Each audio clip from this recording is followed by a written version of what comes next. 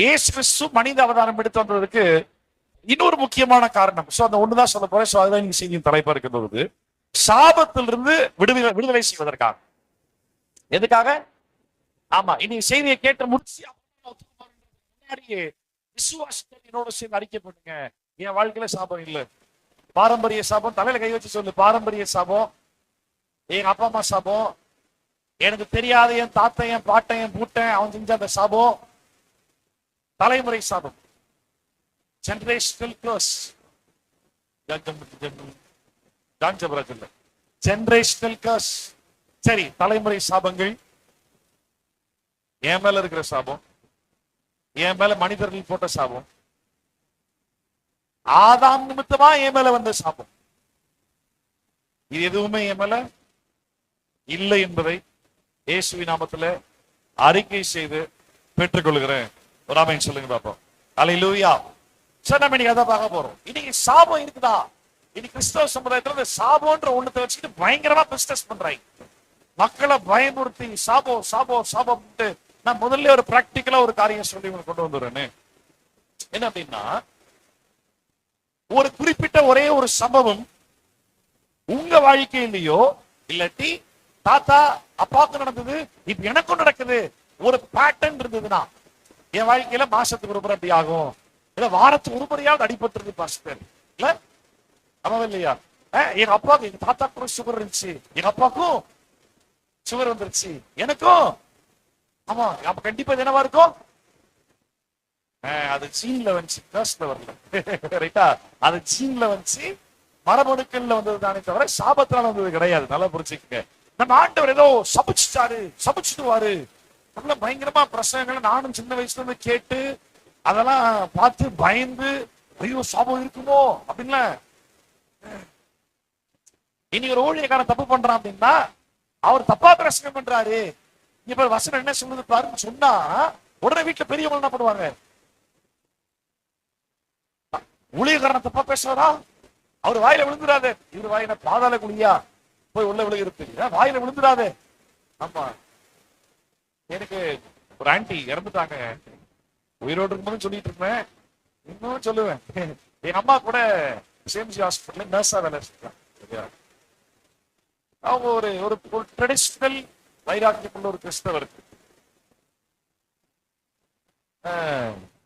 Ward sister, அவங்க வார்டுடைய head sister இருப்பாங்க நர்ஸ்களுக்கு, அவங்களும் ஒரு பிலீவர் தான். என்ன, எங்க மம்மியோட ஃப்ரெண்டு தேங்க்யூ, இவங்க ஏதோ ஒரு வேலை செய்யலன்னு சொல்லிட்டு வார்ட் சிஸ்டர் கூப்பிட்டு திட்டிருக்காங்க.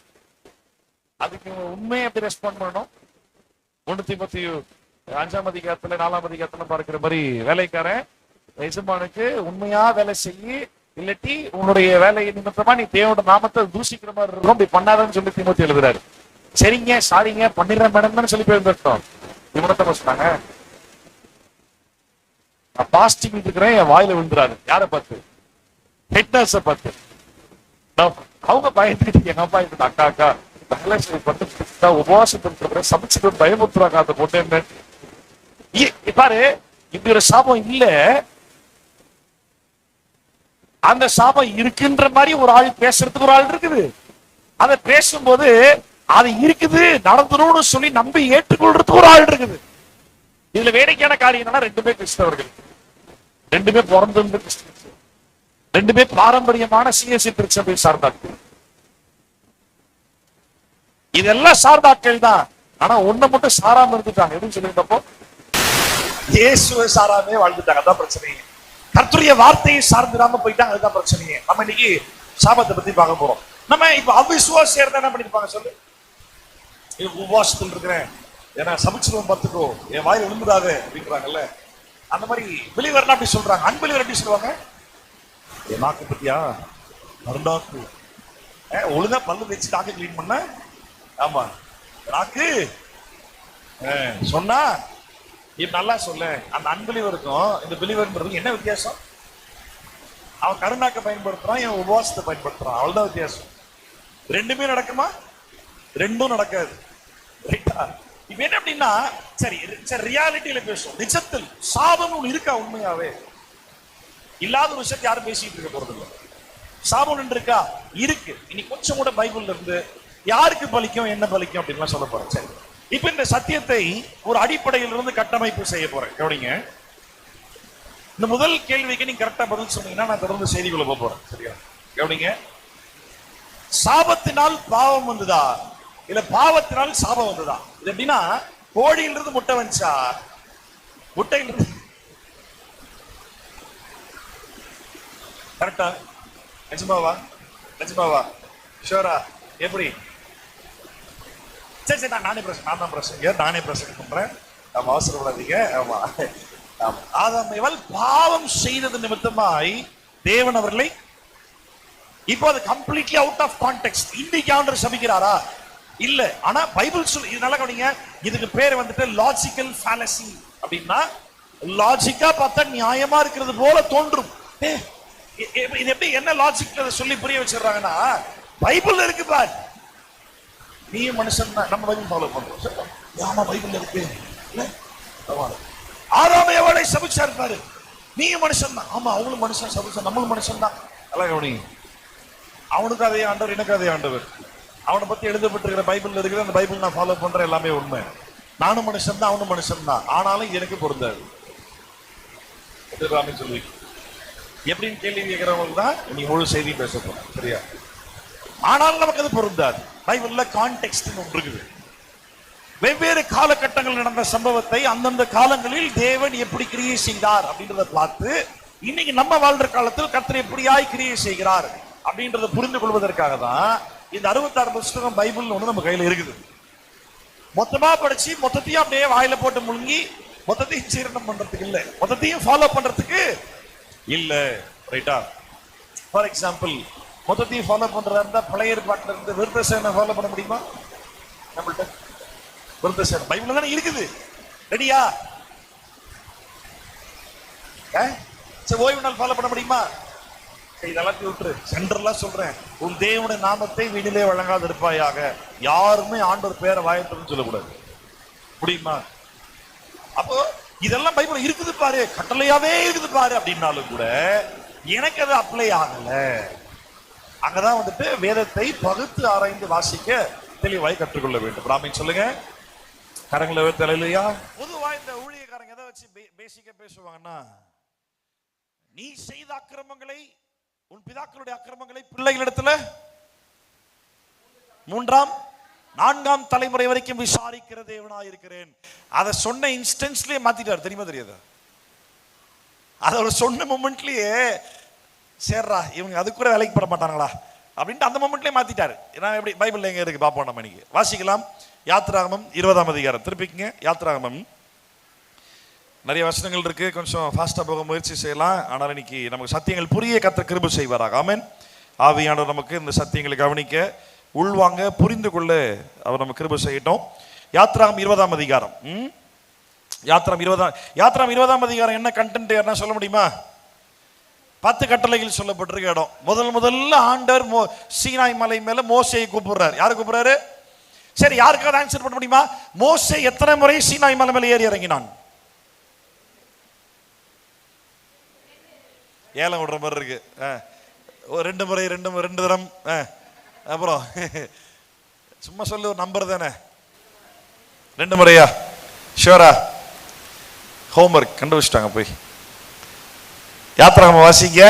உங்களுக்கு நானே சொல்லிட்டா 8 முறை. 8 முறை நிதானமா வாசிங்க, கரெக்டா பார்த்துட்டே வா. ஒவ்வொரு முறையும் தேவனத்தில் போகும்பொழுது ஆண்டவர் பேசும்போதும் திருப்பி இறங்கி வரான். நான் ஒரு நாளைக்கு இது ஒரு தனி சப்ஜெக்டாவே ஒரு செய்தியாக நான் எடுக்கிறேன். மோசேயினுடைய 8 முறை மலை பிரயாணத்தில் மலை மேல ஏறி இறங்கினதில்ல, மோசே மட்டும் தான் போயிட்டு வந்தானோ? கொஞ்ச நாட்கள் தாண்டும் போது கூட டீமே கூட கூட்டு போறான், ஒரு 70 பேரை கூட கூட்டு போறான். ஆமா, நான் பார்ப்போம். அது ஒண்ணு ஒண்ணா நான் உங்களுக்கு என்ன பண்றேன், தோராயமா ஒரு 7-8 முறை மோசே வந்து மேல ஏறி இறங்கி வராப்புல. அதுல முதல் இன்ஸ்டன்ஸ்ல யாத்ராகமம் 20ஆம் அதிகாரத்துல ஆண்டவர் என்ன பண்ணாரு? 10 கட்டளை எழுதி கொடுத்துட்டார். சரியா? மோசேக்கு 10 கட்டளை தூக்கிட்டு என்ன பண்ணா? எத்தனை நாள் ஆச்சு? அதுக்கு 40 நாள் ஆச்சு. இப்ப 10 கட்டளை தூக்கிட்டு 2 கற்பலகைகள், கல்லினால் செய்யப்பட்ட 2 பெரிய பலகையை தூக்கிட்டு மலை மேல கீழே இறங்கி வரான். வந்த பெண்ணாச்சு என்ன பண்ணாங்க? ஆரோனை போட்டு தொல்லை பண்ணி, எங்களை வழிநடத்தி கொண்டு தெய்வத்தை காட்டு மோசே மலை மேல போயிட்டான், ஏதாவது காட்டு மிருகம் அடிச்சு போட்டிருக்கோம், இனிமேல நம்பி முடியாது அப்படின்னு சொல்லி சண்டை போட்டு என்ன பண்றாங்க. அப்புறம் ஆரோனும் சொல்ல தாங்க முடியாம, சரி நகையெல்லாம் கலத்தி கொடு, எல்லா நகையும் போட்டு உருக்கி அது ஒரு கண்ணுக்குட்டியை செஞ்சு உங்களை எடுத்து கொண்டு வந்த தெய்வம் இதுதான் அப்படின்ற உடனே இது ஆண்டவர் தெரியுமா தெரியாதா? அவர் டென்ஷன் ஆனாரா? அவர் ஆகும்போது அவர் டென்ஷன் ஆவாரு. இப்ப அவருக்கு முன்னாடி முந்திக்கிட்டு டென்ஷன் ஆனது யாரு? மோசே. என்ன பண்ணா? பழைய தூக்கி போட்டு டாம்பு உடைச்சிட்டான். ஐயோ வட போச்சு, ஐயோ 10 கட்டல போச்சே, ஆமா போச்சே அப்படின்ட்டு ஃபீல் பண்றான். அப்புறம் இப்ப என்ன பண்றது? மறுபடியும் வா மேல, இன்னும் 40 நாள் வந்து உட்காரு அப்படின்ட்டு இந்த பண்றத பண்ணாரு. லாஸ்ட் டைம் நான் வந்துட்டு உனக்கு எழுதி கொடுத்தேன், இப்ப நான் எழுதி தரேன், எழுதி தர மாட்டேன்னு சொல்லல, ஒழுங்கா உட்கார்ந்து நீயாவே 2 பலகையை செய்கின்றார். கல்லை வெட்டி எடுத்து அதை இழைத்து 2 கற்பலையை செய்கின்றார். அதுக்கே 10 நாள் ஆயிருக்கும் மோசைக்கு, ஒரே ஆளா உட்கார்ந்து செய்யறது ஈஸி இல்ல. செஞ்சா சரி, நம்ம இப்ப அதோட ரொம்ப டீப்பா போக வேண்டாம். இப்ப என்ன இதுக்கு வர அப்படின்னா, இந்த முதல் சம்பவத்துல 10 கட்டளைகள் தேவன் மோசேக்கு கொடுத்த பொழுது அங்க ஒரு வார்த்தை எக்ஸ்ட்ரா கூட சொல்றாரு. யாத்திராம் 20ஆம் அதிகாரத்துல 5ஆம் வசனம் என்ன சொல்றாரு அப்படின்னா, நீ அவைகளை நமஸ்கரிக்கவும் சேவிக்கவும் வேண்டாம். 4 வாசிங்க. நான் எப்பவுமே சொல்லிருக்கேன், எப்ப பைபிள் வாசிச்சாலும் எல்லாரும் சேர்ந்து வாசிக்கணும். பைபிள் வாசிக்கிற விஷயத்துல ஆண்கள் வீக்கா இருக்கிறீங்க, நீ பைபிள் வாசிக்கிறதுல வீக் ஆனீன்னா உன் வாழ்க்கையில பல விஷயத்துல வீக் ஆயிடுவேன். ஆமா, உன் வாழ்க்கையில எல்லா விதத்திலும் ஸ்ட்ராங் ஆகணும் தான் ஒழுங்கா வார்த்தையை வாசி. எல்லாரும் சேர்ந்து வாசிங்க. யாத்திராம் 20ஆம் அதிகாரம் 4-5 வசனங்கள். மேலே வானத்திலும் கீழே பூமியிலும் பூமியின் கீழ் தண்ணீரிலும் உண்டாயிருக்கிறவைகளுக்கு ஒப்பான ஒரு சுரூபத்தை ஆகிலும் யாதொரு விக்கிரகத்தை ஆகிலும் நீ உனக்கு உண்டாக்க வேண்டாம். நீ அவைகளை நமஸ்கரிக்கவும் சேவிக்கவும் வேண்டாம். ஓகே. உன் தேவனாகிய கர்த்தராய் இருக்கிற நான் எரிச்சலுள்ள தேவனாயிருந்து என்னை பகைக்கிறவர்களை குறித்து பிதாக்களுடைய அக்கிரமத்தை பிள்ளைகளிடத்தில் 3ஆம் 4ஆம் தலைமுறை மட்டும் விசாரிக்கிறவராய் இருக்கிறேன். என்ன பண்றாரா? விசாரிக்கிறவராய் இருக்கிறேன். யாரோட அக்கிரமத்தை? எவனோ ஒருத்தன் பண்ண அக்கிரமத்தை. எத்தனாவது தலைமுறை வரைக்கும்? 3வது 4வது தலைமுறை வரைக்கும் விசாரிக்கன்னு சொல்லிட்டாரு. என்ன பாவம் பண்ணா விசாரிப்பாரா? என்ன பாவம் பண்ணா? ஆண்டவரை விட்டு தூர போனானா, வேற தெய்வத்தை பின்பற்றினானா, வேற ஒரு உருவத்தை உண்டாக்கி அதை நமஸ்கரிச்சு அதை சேவித்து, இல்ல அந்த வார்த்தைகள் நமஸ்கரிக்கவும் சேவிக்கவும் கூடாது. அப்படின்னா அதை வர்ஷிப் பண்ணவும் கூடாது. நான் வர்ஷிப்ல பண்ண மாட்டேன், ஆனா வீட்டுல கட்டாயப்படுத்துறாங்க, அதனால வந்து நான் என்ன பண்ணுவேன், கழுவி எல்லாம் ரெடி பண்ணி கொடுத்துருவேன். முடிஞ்ச அளவுக்கு ஃபைட் பண்ணு. என்ன பண்ண? நீயும் ஆண்டவரும் அப்படின்ற உறவு இல்ல. அது புருஷன் பொண்டாட்டி இருந்தாலும் பரவாயில்ல, பெத்தவங்க பிள்ளைகளா இருந்தாலும் பரவாயில்ல, முடிஞ்ச அளவுக்கு ஃபைட் பண்ணு. முடியலனா அப்பவும் ஃபைட் பண்ணு. அது நான் முடியலனா கர்த்தர்ன்ற காரியத்துல விட்டால கொடுக்க முடியாது. உனக்காய் சிலுவையில மரித்து உயிர் தெழுந்து உன் பாவத்தை மன்னித்து சாபத்திலிருந்து காப்பாற்றி உனக்கு நித்திய ஜீவனை இலவசமாய் தந்து உனக்காய் மறுபடியும் வரப்போறேன்னு சொன்னவர் இயேசுதான். உன் பொண்டாட்டி உன் புருஷனும் இல்ல, ரைட்டா? உன் பெத்த பிள்ளைகளும் அப்பா அம்மாவோ இல்ல. இந்த உறவுகள் எல்லாம் பூமியில் இருக்கிற வரைக்கும் தான். அதனால இந்த அசட்டை நினைச்சு தூக்கி போட்டுவான்னு சொல்லல. அவரவர்கள் குடும்பத்தில் இருக்கக்கூடிய உறவுகளை சார்ந்து இருக்கிற கடமைகளை சரியா செய், நான் வேணான்னு சொல்ல மாட்டேன். ஆனா அதே நேரத்துல இந்த உலகத்துல வாழ்ற என் குடும்பத்தாருக்கு நான் செய்ய வேண்டிய கடமை ஒன்று இருக்கு பத்தியா, அதுவா இல்ல என்னை உண்டாக்கி என் பாவத்தை மன்னித்து இயேசுவா? யார முதல்ல வைக்க முடியும்? இயேசுதான் முதல்ல வைக்க முடியும். ஒரு ஆமென் சொல்லுங்களேன். அல்லேலூயா. அப்ப என்ன சொல்றாரு? நீ என்னை விட்டு பின்வாங்கி போனீனா வேற ஒண்ணுத்தை உண்டாக்கி உருவாக்கி அதை நமஸ்கரிக்கவோ அதை சேவிக்கவோ. நிறைய ஃபர்ஸ்ட் ஜெனரேஷன் கிறிஸ்டியன்ஸ்ல, முதலாம் தலைமுறை கிறிஸ்தவர்கள் அநேக குடும்பங்கள்ல பாத்தீங்கன்னா ஃபேமிலியில ஒரு 2 பேர் ரட்சிக்கப்பட்டிருக்க மாட்டாங்க, ஒரு 2 பேர் ரட்சிக்கப்பட்டிருப்பாங்க. இன்னைக்கு நிறைய கிறிஸ்தவ குடும்பத்துல கிறிஸ்தவனாதான் இருக்கிறானே தவிர ரட்சிப்பு அனுபவம் இல்லை. ஆமா, நம்ம இப்ப இந்த விக்கிரக வழிபாடை பத்தி பேசுறதுனால நம்ம மற்ற மதத்திலிருந்து ரட்சிக்கப்பட்டவங்களை சொல்லலாம் முதல்ல, சரியா? முதலாம் தலைமுறை ரட்சிப்பின் அனுபவத்துல வீட்டுல பிள்ளைங்க ரட்சிக்கப்பட்டிருப்பாங்க, இல்ல யாருக்கும் தெரியாம மனைவி ரட்சிக்கப்பட்டிருப்பாங்க, இல்ல வீட்டுக்காரர் யாருக்கும் தெரியாம ரகசியமா இயேசு ஏத்துக்கிட்டு இருப்பாரு. அப்ப ரட்சிக்கப்பட்டவர்களுக்கு ரட்சிக்கப்படாதவர்கள் நிமித்தமாக ஒரு பிரஷர் இருக்கும், ஒரு பிரச்சனை இருக்கும். ஆமா, கணவனும் மனைவியும் கோயிலுக்கு ஒன்னா போயிருந்திருப்பாங்க, நம்ம இயேசு ஏத்துக்கிட்டு இருந்திருக்கோம். நான் இனிமே கோயிலுக்கு போகும்போது நம்ம தான் கட்டாயப்படுத்தி கூப்பிட்டுருவேங்க, வாங்க கோயில் போற, என்னங்க நீங்க சாமி கொண்டு வர மாட்டீங்க, கட்டாயப்படுத்தி நம்ம கூப்பிட்டு போயிருக்கோம். இப்ப நம்ம ரசிக்கப்பட்டுறோம். இப்ப ரசிக்கப்பட்ட பிறகு இந்த ஆளுக்கு தானா ஒரு பக்தி எங்கேயோ வந்து உதிச்சு புதுசா வந்துடும். இப்ப போட்டிக்கு நீ சர்ச்சைக்கு போறியா, நான் வீட்டுல சாமி கும்பிடுறேன், வா, நான் மாலை போட்டிருக்கேன், நீ எதுவும் வாங்கக்கூடாது.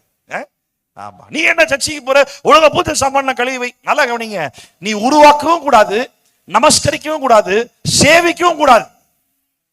அநேக நேரங்கள் என்ன பண்ணிடுறோம், நான் கும்பிடுறது இல்லை பாஸ்டர், வீட்டுல சண்டை வந்துடும், பிரச்சனை வந்துடும், அதனால நான் வந்து சோத்திரம் சோத்திரம் சோத்திரம் சொல்லிட்டு கழுவி வச்சுட்டு வந்துடுவேன். என்ன சோத்திரம், மந்திர வார்த்தையா?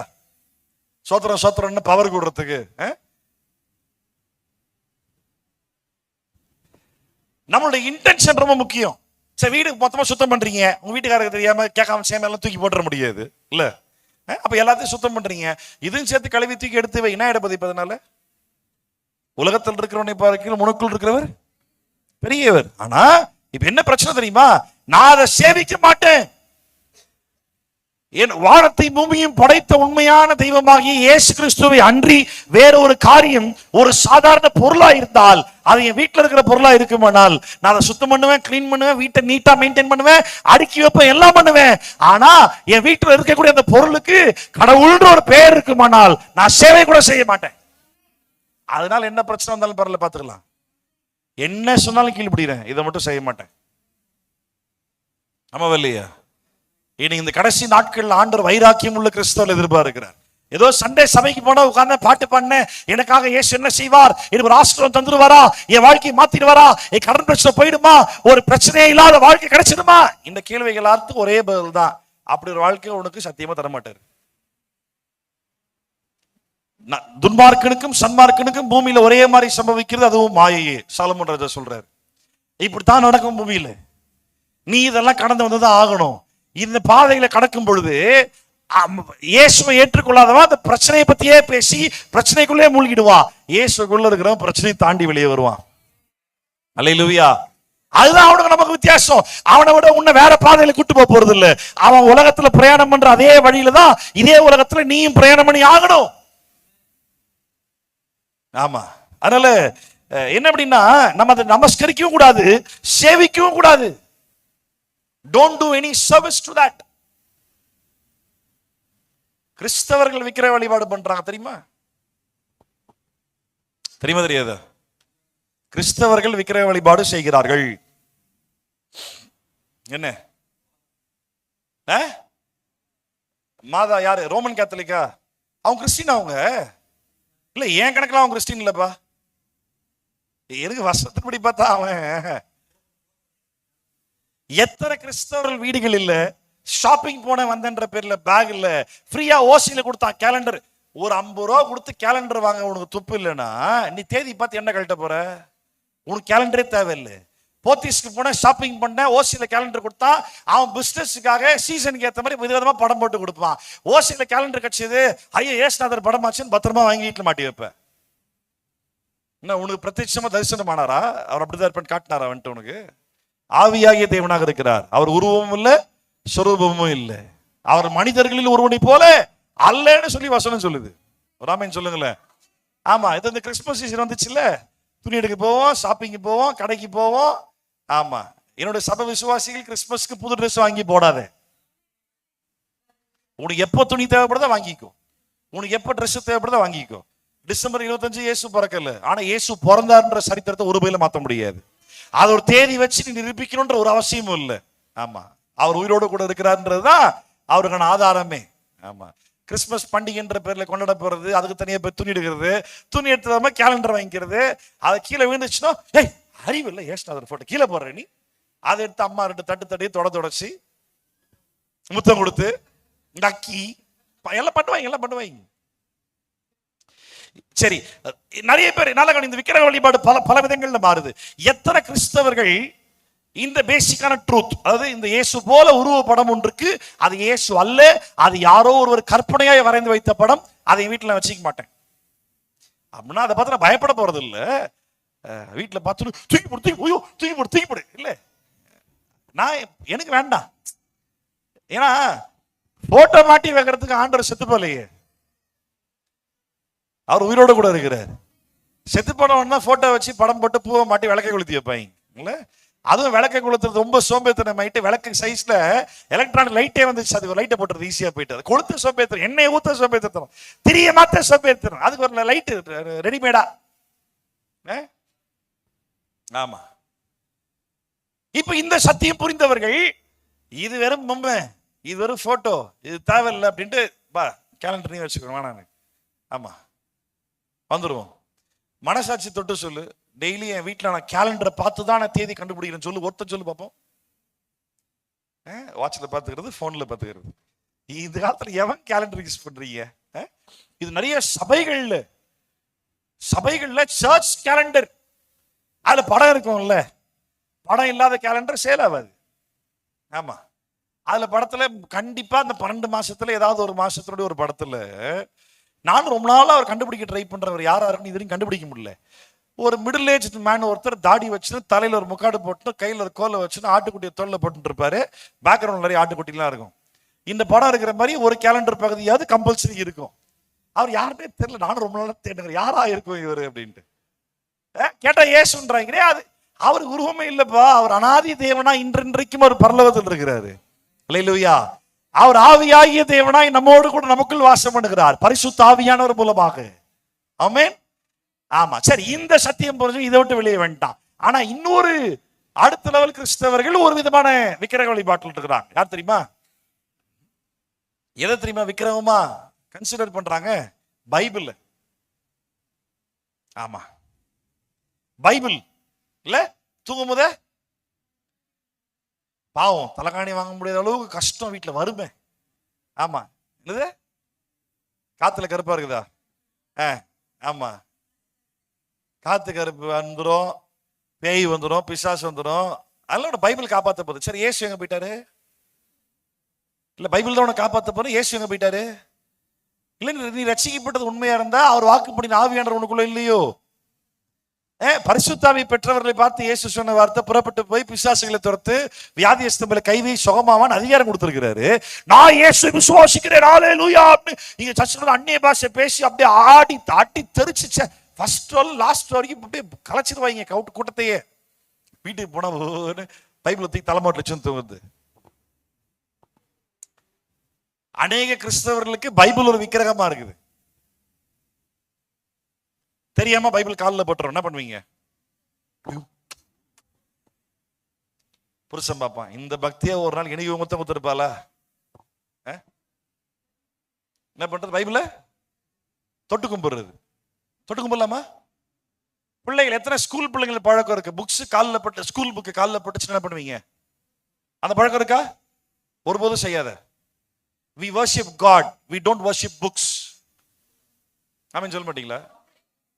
எல்லாம் தயவு செய்து வீட்டுக்கு போய் எது வேஸ்டா உட்காந்துக்கிறீங்க தண்டத்துக்கு? சும்மா ஒரு ஆமீன் கூட சொல்றது இல்ல. ஆமா, காலில் பட்டுச்சுன்னா உடனே தொட்டு கும்பிடுறது. ஏன் புதுஸ்டானாமா? இது எங்க வச்சு தெரியுமா? இந்துக்களுக்கு இப்படி ஒரு கொள்கை இருக்கு, கிறிஸ்தவர்கள் கிடையாது. இந்துக்கள் என்ன நம்புறாங்க? புக்ஸுக்கு வந்து எந்த சாமியை கம்பேர் பண்ணி வச்சிருக்காங்க? சரஸ்வதி தெய்வம். காலில் பட்டுச்சுன்னா படிப்பு ஏறாது. ஆமா, காலில் பட்டா அப்போ நீ அப்போ காலில் படாம இருந்தா போது படிப்பு ஏறிடும். போ, படிக்கலாம் தேவையில்லை. இப்ப இப்ப அந்த அதே ஒரு மூட நம்பிக்கை இப்ப நமக்கு இங்க இருக்கா இல்லையா? காலில் பைபிள் பட்டுருச்சு, இப்ப என்ன? இப்ப அதுக்கு எடுத்துக்க படாத மாதிரி மேல வை. ஏன் மேல வைக்கணும்? ஏன்னா பைபிள் எனக்கு இம்பார்ட்டன்ட். இப்ப லைட்டா பட்டது கொஞ்சம் ஹெவியா பட்டு பேப்பர் கிழிஞ்சிச்சுன்னா திருப்பி ஒரு 1000 ரூபாய் கொடுத்து இன்னொரு பைபிள் வாங்கணும். எதுக்கு தேவையில்லாம் பைசா வேஸ்ட் பண்ற? இருக்கிற பைபிளை பத்திரமா வச்சுக்கோ, அவ்வளவுதான். பைபிளை தொட்டு கும்பிடு. நல்ல கவனி, விக்கிரக வழிபாடை கர்த்தர் அதிகமாக வெறுக்கிறார். விக்கிரக வழிபாடு எதுவா இருந்தாலும் நீ அறிந்து செய்தாலும் உன்னை நீ அறியாமல் விக்கிரகமாய் கன்சிடர் பண்ணி நீ பண்ணாலும் இது கொஞ்சம் கொஞ்சமா உன்னை ஆண்டவர் விட்டு தூர கொண்டு போகும். ஆமென். கெட்ட கனவா வருது பாஸ்டர், அதனால தலைமாட்டில் பைபிள் வச்சு தூங்குறேன் பாஸ்டர். பைபிள் வச்சு தூங்கி கெட்ட கனவு வருது, என்ன பண்ண போற? இப்போ என்னுடைய சிந்தனைகளை பற்றி இந்த வேதாகமத்தில் ஆண்டவராக இயேசு என்ன சொல்லி இருக்கிறார், அந்த வார்த்தை விசுவாசிப்பதால் கெட்ட கனவு வராது, விசுவாசத்தால மேற்கொள்ள முடியும். இப்ப அந்த உபதேசம், அந்த சத்தியம் மண்டைக்குள்ள நிக்கவே நிக்காது, போயிருச்சு. பாஸ்டர் கெட்ட கனவா வருது, பைபிள் வச்சு தூங்கணும் பாஸ்டர். அப்ப கூட வருது பாஸ்டர். ஏன்டா பைபிள் மண்டைக்குள்ள போதும் கனவை தடுக்க போகுது? இது பைபிள் ஒரு நார்மல் புக்கு. அதுல எழுதியிருக்கிற வார்த்தைகள் சத்திய வார்த்தைகள். அந்த வார்த்தைன்னு சொல்றது வார்த்தையாக இயேசு கிறிஸ்து. அவர் சத்தியம் உள்ளவராக இருக்கிறார். நானே வழியும் சத்தியமும் ஜீவனமா இருக்கிறேன் அப்படின்னாரு. ஒரு வாழ்க்கையில நீங்க ரெகுலரா அவங்க செய்யக்கூடிய ஒவ்வொரு செய்கைகளிலும் ஒண்ணுத்தையும் ஆராய்ந்துப்பார். இது நான் எங்கிருந்து கத்துக்கிட்டேன், இப்படி ஒரு பிராக்டிஸ் இருக்குது, இது எங்கிருந்து வந்துச்சு, யார் சொல்லி கொடுத்தா, எப்படி கத்துக்கிட்டேன், யாரை பார்த்து நான் செய்ய ஆரம்பிச்சேன், ஒண்ணு யோசி. கர்த்தருக்கு விரோதமா இருக்குமானால் ஆவியானவர் நிச்சயமே உனக்கு உணர்த்துவாரு. அப்படி உணர்த்தினார்னா அன்னியோட தலைமுழுகு, அந்த செயலை இனிமேல் ஒருபோதும் வாழ்க்கையில செய்யாது. ஆமென், அல்லேலூயா. ஆமா, கூகுள்ல போய் ஜீசஸ் இமேஜஸ் அடிச்சுப்பாரு. பலவிதமான முக அமைப்புகள்ல ஏகப்பட்ட போட்டோ வருது. இப்ப யார் இயேசு? இதுல அதான் சொல்லிக்கிட்டு இருக்கு, எதுவுமே இயேசு இல்ல. நான் ஆராதிக்கிற இயேசு ஒண்ணு பிதாவின் வலது பாரசத்தில் இருக்கிறார். அவர் ஆவியாகிய தேவனாக இருக்கிற அப்படினால அங்க இருக்கிற இயேசு இங்க எனக்குள்ளயும் இருக்கிறார். நல்ல சொல்லுவீங்களா? அல்லேலூயா. அப்போ எந்த ஒரு காரணத்து கொண்டும் விக்கிரகத்தை நமஸ்கரிக்கவோ சேவிக்கவோ உண்டாக்கவோ கூடாது. நான் உண்டாக்கல பாஸ்டர், எங்க வீட்டுக்கார வீட்டுல வாங்கி வச்சிருக்காரு. நான் உண்டாக்கல பாஸ்டர், நான் சேவிக்கல பாஸ்டர், சாரி நான் நமஸ்கரிக்கல பாஸ்டர், என் வீட்டுக்காரர் தான் நமஸ்கரிக்கிறாரு. ஆனா இப்ப கட்டாயத்துக்கு பேரு நீ சேவிக்கிறியே, கழுவுறியே, தொடங்கிறியே. அத ரொம்ப பக்திமான சுயநீதியோட சோத்திரம் சோத்திரம் சோத்திரம். ஆண்டவரே இயேசுவே, எதிர்த்து நில்லு, தேவையில்லை. ராமேன் சொல்லுங்களேன். சரி, நம்ம கண்டென்ட் சப்ஜெக்டுக்குள்ள வரலாம். என்னன்னா என்ன சொல்றாரு, உண்டாக்காத நமஸ்கரி 5ஆம் வசனம் சேர்ந்து வாசிக்கலாமா? யாத்திராகமம் 20:5. நீ அவைகளை நமஸ்கரிக்கும் சேவிக்கும் வேண்டாம், உன் தேவனாகிய கர்த்தராய் இருக்கிற நான். என்ன தேவன்? என்ன தேவன்? கொஞ்சம் நல்லா கேட்டுக்கோ. எரிச்சலுள்ள தேவன் தேவனாயிருந்து என்னை பகைக்கிறவர்களை குறித்து பிதாக்களுடைய அக்கிரமத்தை பிள்ளைகளிடத்தில் 3ஆம் 4ஆம் தலைமுறை மட்டும் விசாரிக்கிறவராய் இருக்கிறேன். அடுத்து வாசிங்க. என்னிடத்தில் அன்பு கூர்ந்து என் கற்பனைகளை கைக்கொள்கிறவர்களுக்கோ 1000 தலைமுறை மட்டும் இரக்கம் செய்கிறவராய் இருக்கிறேன். கவனிச்சீங்களா? விக்கிரகத்தை நமஸ்கரிச்சு சேவிச்சவன் போனானா நான் எரிச்சல் உள்ள தேவனா இருக்கிறேன். ஆனா என்னுடைய கற்பனைகளுக்கு கீழ்ப்படிஞ்சான் அப்படின்னா நான் 1000 தலைமுறைக்கும் இரக்கம் செய்கிற தேவனாக இருக்கிறேன். ஃபர்ஸ்ட் டைம் மோசேக்கு ஆண்டவர் சொல்லிட்டார். மோசே ரொம்ப பாவம் தெரியுமா? முதல் ஆண்டவர் சொல்லிட்டாரு, எல்லாத்தையும் கேட்ட பயபக்திய கீழே 2 கற்பலை தூக்கின் கீழே இறங்கி வரா.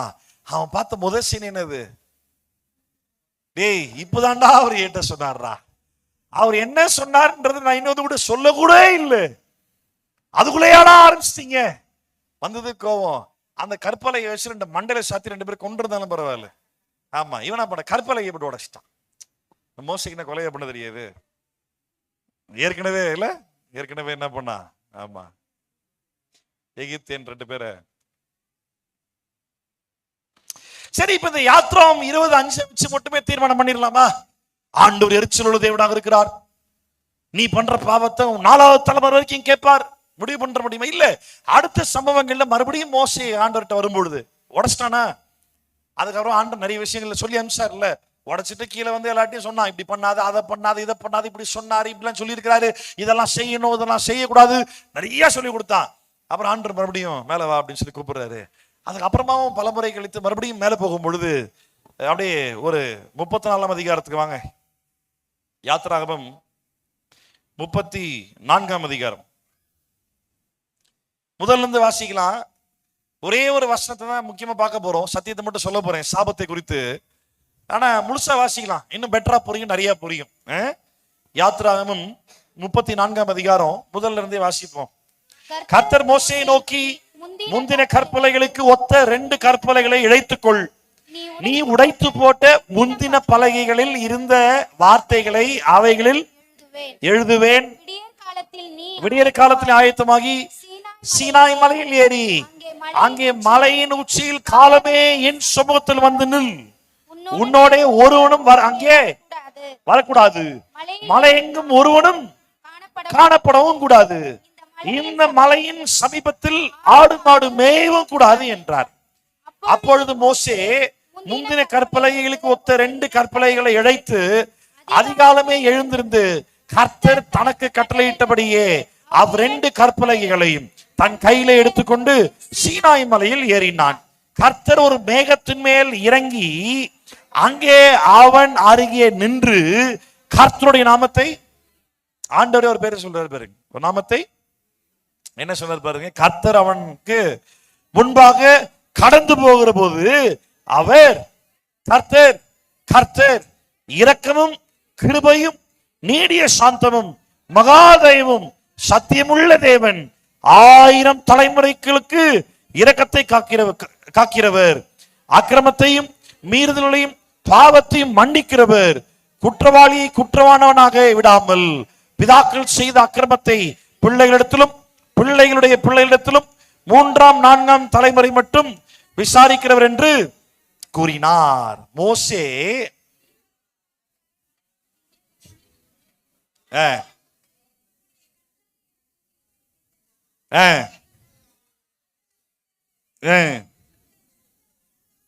வணங்கா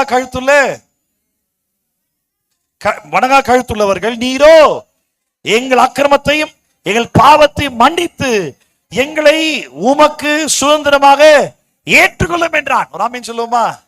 இரண்டாவது முறை ஆண்டவர் மோசே கடந்து வரும்பொழுது நான் கர்த்தர் கர்த்தர் யாவே என்ற வார்த்தை டைரக்டாவே யாவே யாவே 1000 தலைமுறைக்கும் சந்ததி மேல இரக்கமா இருப்பேன். அங்கேயும் திருப்பி சொல்றாரு, பிதாக்களுடைய பாவத்தை இந்த வாசிங்களா இல்லையா, அக்கிரமத்தை பிள்ளைகளிடத்திலும் பிள்ளைகளுடைய எல்லா இடத்திலுமே அவர் இரக்கமுள்ள தேவன், நீடிய சாந்தம் உள்ளவர், நானே கர்த்தர், நான் தான் யாவே, நான் இரக்கமா இருப்பேன், நான் கிருபையா இருப்பேன், நான் பொறுமையா இருப்பேன், நான் மன்னிக்கிற தேவன். ஃபர்ஸ்ட் சொல்லும்போது சொல்லல, ஃபர்ஸ்ட் சம்பவத்துல. ரெண்டாவது சம்பவம் நான் மோசை பத்தி இருக்கும்போது இன் டீடைல்ல சொல்றேன். இப்ப அதுக்குள்ள போன இன்னும் டைம் ஆயிடும். நம்ம திருப்பி இன்னும் சாபத்தை பத்தி ஃபோக்கஸ் பண்ணலாம் கொஞ்சம். அதனால மூணாவது சம்பவத்துல வரும்போது அங்கனத்தமா சொல்றாரு, இவங்க இங்க என்ன சொல்றாரு, ஃபர்ஸ்ட் வந்து வனகா கழுத்துல வச்சானு சொல்லல. ஃபர்ஸ்ட் வந்துட்டு அவன் பண்ற பாவத்தை அவன் பிள்ளைகளுடைய பிள்ளைகள் என்று 3வது 4வது தலைமுறை வரைக்கும் கேட்பேன் அப்படின்ட்டாரு. அதுக்கப்புறமா கொஞ்சம் நாட்கள் கழித்து மறுபடியும் மோசே கர்த்தருடைய சமூகத்துல போய் மறுபடியும் கற்பலகையை வாங்கிட்டு வரும்பொழுது அங்கனே சொல்லிட்டா, இரக்கமுள்ள தேவனா இருப்பேன், நான் மன்னிப்பேன் அப்படின்றாரு. இப்ப இது கேட்டோம் மோசேக்கு ரொம்ப ஆறுதல் இருக்கு. ஆண்டவரே போகப்புற வேண்டாம், மன்னிப்பேன்னு சொன்னீங்களே, அது வரைக்கும் சந்தோஷம் ஆண்டவரே. இப்ப நல்லா கவனி, ஆண்டவர் ஒவ்வொரு முறையும் அவருடைய கட்டளைகளை மாத்தி மாத்தி சொல்றாரோ, என்ன சொல்றது, அடுத்தடுத்த எடிஷன் புக் வர மாதிரி ஆண்டவர் அடுத்தடுத்த எடிஷன் கொடுத்துட்டு இல்ல, ஆண்டவர் தம்முடைய சுவாபத்தை ஒண்ணு ஒண்ணா வெளிப்படுத்திட்டே இருக்கிறார். அவர் எடுத்த உடனே எல்லாத்தையும் சொல்லல. நல்லா கவனிங்க, தெய்வத்துவத்தினுடைய பரிபூர்ண வெளிப்பாடு இயேசு கிறிஸ்து. இயேசு பூமியில் வந்த பிறகு கூட தெய்வத்துவத்தை பத்தி மட்டும் கிடையாது, பரலோக ராஜ்யத்தை பத்தி பேசும் பொழுது இயேசு என்ன சொன்னார் தெரியுமா, இதுக்கு மேல சொன்னா நீங்க ஆக மாட்டீங்கன்னு. ஒரே பதில் தான், ஆண்டவர் இருக்கிற வண்ணமாகவே இருக்கிறவர். நம்ம ஏதோ இருக்கிறோன்ற பேர்ல இருக்கிறோம், இருக்கிற மாதிரில இருக்க மாட்டோம். ஏதோ இருக்கிற வரைக்கும் அப்படியே. ஆமா, இப்ப இருக்கிறவராகவே இருக்கிறவருக்கு முடிவில்லை, நமக்கு ஒரு முடிவு உண்டு. அந்த அளவு கடந்த வல்லமை உள்ள ஆண்டவர் லிமிட்டடா வாழக்கூடிய நம்ம கிட்ட அவர் யாரு அப்படின்றத மொத்தமா சொன்னாருன்னு சொல்லுங்க, நம்ம நிலைமை என்ன தெரியுமா, மண்டை. நிஜமாவே சொல்றேன், சும்மா பேச்சுக்கு மண்டை வெடிச்சிடும் இல்ல, அதை திங்க் பண்ண முடியாம, ப்ராசஸ் பண்ண முடியாம, ஏற்றுக்கொள்ள முடியாம, உன்னுடைய பிரெயின் உன்னுடைய சிந்தனைகள்ல ஒன்னோடு ஒண்ணு லாஜிக்கா கோயின்சைட் பண்ண ட்ரை பண்ணி ஒண்ணு விளங்காம பைத்தியம் ஆயிடுவேன். ஒருவேளை பிபி ஜாஸ்தியாகி உள்ளுக்குள்ள பிரெயின் செல்ஸ் வெடிச்சு செத்து போயிடுவேன். உண்மையா சொல்றேன் நான். ஆண்டவர் நம்மள எவ்வளவு கிருபையா இருந்தார்னா, நமக்கு எவ்வளவு புரியணும்னு இருக்குதோ அந்த அளவுக்கு நம்மள புரிய வைக்க ட்ரை பண்றாரு. நமக்கு புரிய வைப்பதற்காக அவர் எவ்வளவு அழகா இறங்கி வந்து விட்டு கொடுத்து பேசுறாரு பாருங்க. அப்ப ஒவ்வொரு டைம்லயும் பார்க்கும்போது I can see God's nature has been revealed to his people, not one in instance but in a progressive manner. ஒரே தருணத்தில் தேவன் தம்மை முழுமையாய் வெளிப்படுத்தல, ஒவ்வொரு தருணத்திலையும் அவருடைய சுபாவத்தை வரைக்குமே. அவரை விட்டு அவர் டீல் பண்ற மெத்தட்லயே கண்டிப்பா கேட்பேன்டா, அடுத்த முறை நான் மன்னிப்பேன் ஆனாலும் கேட்பேன் பார்த்துக்கோ. இன்னொரு அடுத்த மோசையை பத்தி மறுபடியும் பார்க்கும்போது இன்னொரு சம்பவத்தை என்னத்தப்பா சொல்றாரு, அவன் பண்ண பாவத்தை நான் அவன் கிட்ட தான் கேட்பேன், அவன் பிதாக்கள் கிட்ட எல்லாம் கேட்க மாட்டேன்றாரு. சொல்லுங்களேன், இது எப்படி புரிஞ்சுக்கலாம் அப்படின்னா, அப்ப ஃபர்ஸ்ட் சொன்னாரு எங்க அப்பா தாத்தா பாட்டன் முப்பாட்டம் பண்ண பாவத்தால என்கிட்ட கேட்பேன்னாரு. இப்ப என்னடா அவன் பண்ற பாவத்தை அவன்கிட்ட கேட்பேன்ற. என்ன இது எப்படிதான் புரிஞ்சுக்கிறது அப்படின்னா, நம்ம தமிழ் ஒரு பழமொழி சொல்லுவோம், தாயை போல பிள்ளை நூலை போல சேலை, பெற்றோர்கள் எவ்வழிய பிள்ளைகளும் அவ்வழியே. நல்லா ஏன் இது என்ன விஷயம் அப்படின்னா, பிள்ளைகள் பெற்றோரை பார்த்து தான் வளர்றாங்க. அவங்க என்ன செய்யறாங்களோ அதை பேஸ் பண்ணி தான் இவன் வாழ்க்கையில் நடக்கிற சம்பவத்தை இவனால என்ன பண்ண முடியும், என்ன சொல்றது, கணிக்க முடியும், இல்லாட்டி அண்டர்ஸ்டாண்ட் பண்ண முடியும். இங்கிருந்தா கத்துக்கிறோம். ஹியூமன் பீயிங்ஸ்ல நம்ம எல்லாருமே 95% we don't discover, we imitate. 95% நம்ம செய்யற எல்லாமே நம்ம இது கண்டுபிடிச்சலாம் செய்யல, அப்படியே காப்பிடிச்சு தான் பண்ணிக்கிட்டு இருக்கோம்.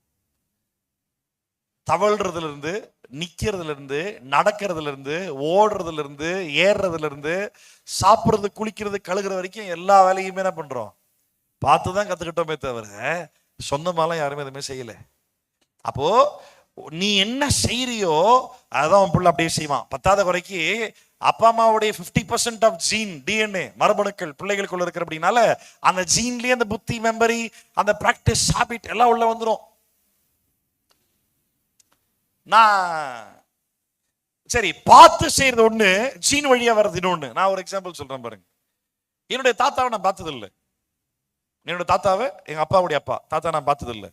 எங்க தாத்தா சாப்பிடும் போது சாப்பாடு போட்டு சாப்பிட்டு தட்டை வந்து வலிச்சு நக்கு வரோம் ஃபுல்லா நல்லா சாப்பிட்டு டேஸ்டா. ஆமா, நான் பார்த்ததும் கிடையாது, இது என்ன அவங்க சொன்னதும் கிடையாது.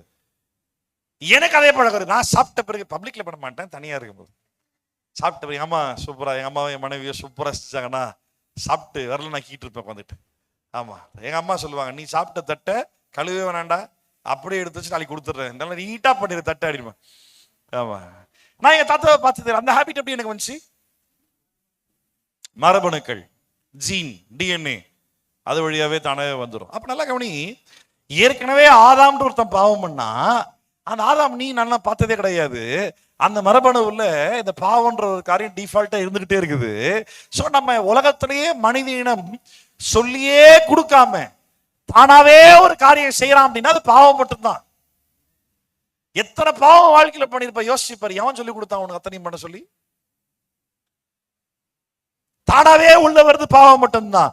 இப்ப நல்ல கவனி, ஆண்டவர் தம்முடைய சுவாபத்தை கொஞ்சம் கொஞ்சமா வெளிப்படுத்துற அப்படின்னால இந்த பாவத்தையும் பாவத்து நிமித்தமாய் வந்த சாபத்தையும் மேற்கொள்வதற்கான அதிகாரத்தை தேவன் கொடுத்திருக்கிறார். எத்தனை பேர் விசுவாசிக்கிறீங்க? நல்ல சொல்லுங்களேன். அல்லேலூயா. ஆமா, இப்போ நடைமுறையா வேதத்தின்படி சரி, நடைமுறையாவும் சரி, சாபத்திலிருந்து மீள்வது எப்படி? இல்லாட்டி என்ன ஒருத்தவங்க சபிச்சாங்க அப்படின்னா அந்த அவங்க சபிச்ச சாபத்தை குறித்து பயம் இல்லாமல் அதை மேற்கொள்வது எப்படி? இப்பவும் பாருங்களேன், நீங்க பயப்படுகிற மாதிரி ஒரு டிஸ்கைஸ்ல இருக்கக்கூடிய ஒரு ஆள், ஒரு வேஷத்தில் இருக்கக்கூடிய ஒரு ஆள், பலருக்கும் பல விதத்தை பார்த்தா, இன்னைக்கும் ஒரு சில பேர் குடுகுடுப்புக்காரனா பார்த்தா பயம், இன்னைக்கு ஒரு சில பேர் வந்துட்டு இந்த புகை போடுற பாயை கண்டா பயம், இல்ல கழுத்துல பெரிய ருத்ராட்ச கொட்டை போட்டு யாருன்னா வந்தா அவ்வளவு கண்டு நமக்கு சம்டைம்ஸ் பயமா தோணும். இல்ல மந்திரவாதி, அது அதுல பிரச்சனை இருக்கு. சின்ன வயசுல இருந்து பூச்சாண்டின்னு அவனை காட்டி தான் வளர்த்தாங்க. பூச்சாண்டி வராம பிடிச்சிட்டு விடுவான் பாரு அப்படின்ட்டு. அது சின்ன வயசு அப்படி வந்தது, பயம் இருக்கு. சரி, அப்பேற்பட்ட ஒரு ஆள் உங்க வீட்டு வாசல்ல வந்து நின்று கரெக்டா உன் பேரை சொல்லி ஒரு சாபத்தோட சொல்லிட்டான், சசிகலா அப்படின்ட்டு வீட்டு வாசல் சொல்லிட்டான். இப்போ சசிகலா என்ன பண்ணுவாங்க? எனக்கு தான் முதல்ல போன் வரும். ஆமா, எனக்கு தான் முதல் போன் வரும். மேபி முதல் போன் லிடியாக திவ்யாக போக வாய்ப்பு இருக்கு, இல்லைன்னு சொல்ல முடியாது. என்ன விக்டர்? ஆமா, ஆனா எனக்கு ஒரு போன் வரும். ஆமா, ரோமர் 14ஆம் அதிகாரம், ரோமர் 12, ரோமர் 12ஆம் அதிகாரம், ரோமர் 12:14 வாசிங்க. ரோமர் 12:14 வாசிங்க.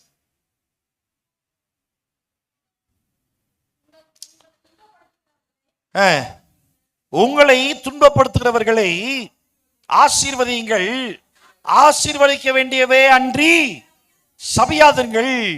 போதுமா? உன்னை துன்பப்படுத்தணும்னு ஆசீர்வதி. எத்தனை பேரால முடியும்? பொய் சொல்லாம சொல்லு.